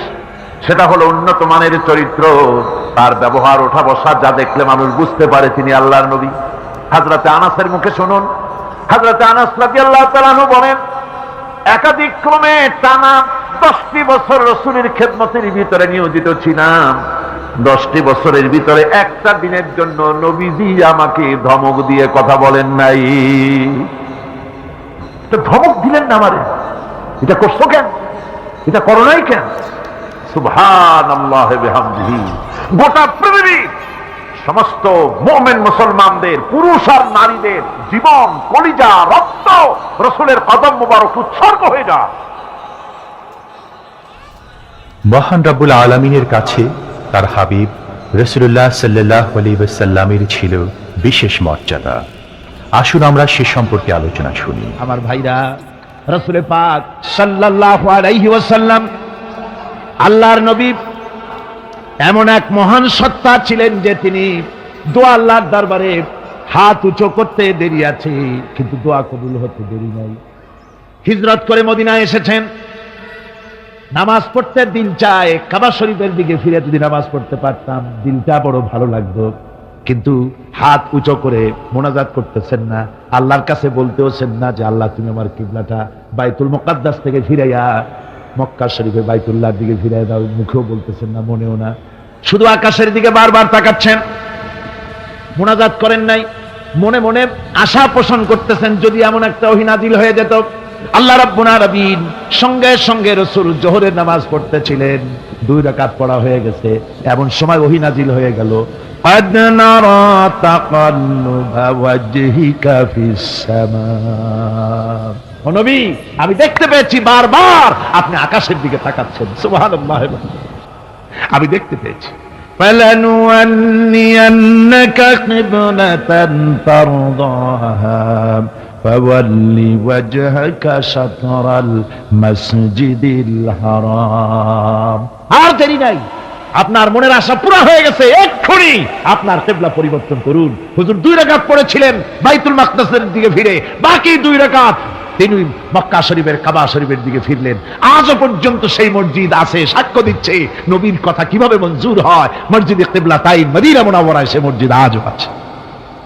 ভাইরা আমার, রাসূল পাক সাল্লাল্লাহু আলাইহি ওয়াসাল্লাম এত বড় মর্যাদা সম্পন্ন ব্যক্তিত্ব, মহান ব্যক্তিত্বের উম্মতের মধ্যে আল্লাহ আমাদের শামিল করেছেন। শুকরিয়া স্বরূপ আমরা পড়ি আলহামদুলিল্লাহ। জোরে সোরে পড়েন আলহামদুলিল্লাহ। আমার ভাইরা, মর্যাদা এত বেশি আল্লাহ রাসূলকে আল্লাহ রাব্বুল আলামিন দান করেছেন। এই পৃথিবীতে কোন মানুষের সঙ্গে যদি আপনি বেয়াদবি করেন, তিনি আপনার বাপ হোক, তিনি আপনার মা হন, অথবা আপনার উস্তাদ হন, অথবা আপনার পীর হন, যে কেউ হোক না কেন, কারোর সঙ্গে যদি কোনো বেয়াদবি হয়ে যায় তো শুধু একটা বেয়াদবি ছাড়া আর কিছুই না। কিন্তু নবীজির সঙ্গে যদি কেউ বেয়াদবি করে, সেটা শুধু বেয়াদবি থাকে না, কুফরি হয়ে যায়। কি হয়ে যায়? কুফরি হয়ে যায়। রাসূলুল্লাহকে কেউ তাওহীন করলে, অসম্মান করলে, সমালোচনা করলে কাফের হয়ে যায়। যারা বলেন কি হয়ে যায়? কত বড় মর্যাদা! রাসূল পাক সাল্লাল্লাহু আলাইহি ওয়াসাল্লাম, তার সামনে সাহাবায়ে কেরাম বসা, হুজুর কথা বলছেন, সাহাবায়ে কেরাম তারাও কথা বলছেন। কথা বলতে বলতে এক পর্যায়ে সাহাবীদের গলার আওয়াজ বড় হয়ে গেছে, হুজুরের গলার আওয়াজ শোনা যায় না, সাহাবীদের গলার আওয়াজটা বড় হয়ে গেল। আল্লাহ রাব্বুল আলামিন এতটুকু বরদাস্ত করলেন না, আমার নবীর গলার আওয়াজের চাইতে তোমাদের আওয়াজ বড় হলো কেন? সঙ্গে সঙ্গে ওহী নাজিল হয়ে গেল। আল্লাহ রাব্বুল আলামিন বলেন, ইয়া আইয়ুহাল্লাযীনা আমানু লা তারফাউ আসওয়াতাকুম ফাওকা সাওতিন নবী। ও বিশ্বাসীরা, খবরদার, তোমরা যারা ঈমান এনেছো শোনো, তোমাদের গলার আওয়াজ যেন আমার নবীর গলার আওয়াজের চাইতে বড় না হয়ে যায়। যদি তা হয়, আনতাহবাতা আমালুকুম, জীবনের সমস্ত ভালো কাজগুলি আমি আল্লাহ বরবাদ করে দেব। আজ পর্যন্ত এই আয়াতে কারিমা রাসূল পাক সাল্লাল্লাহু আলাইহি ওয়াসাল্লামের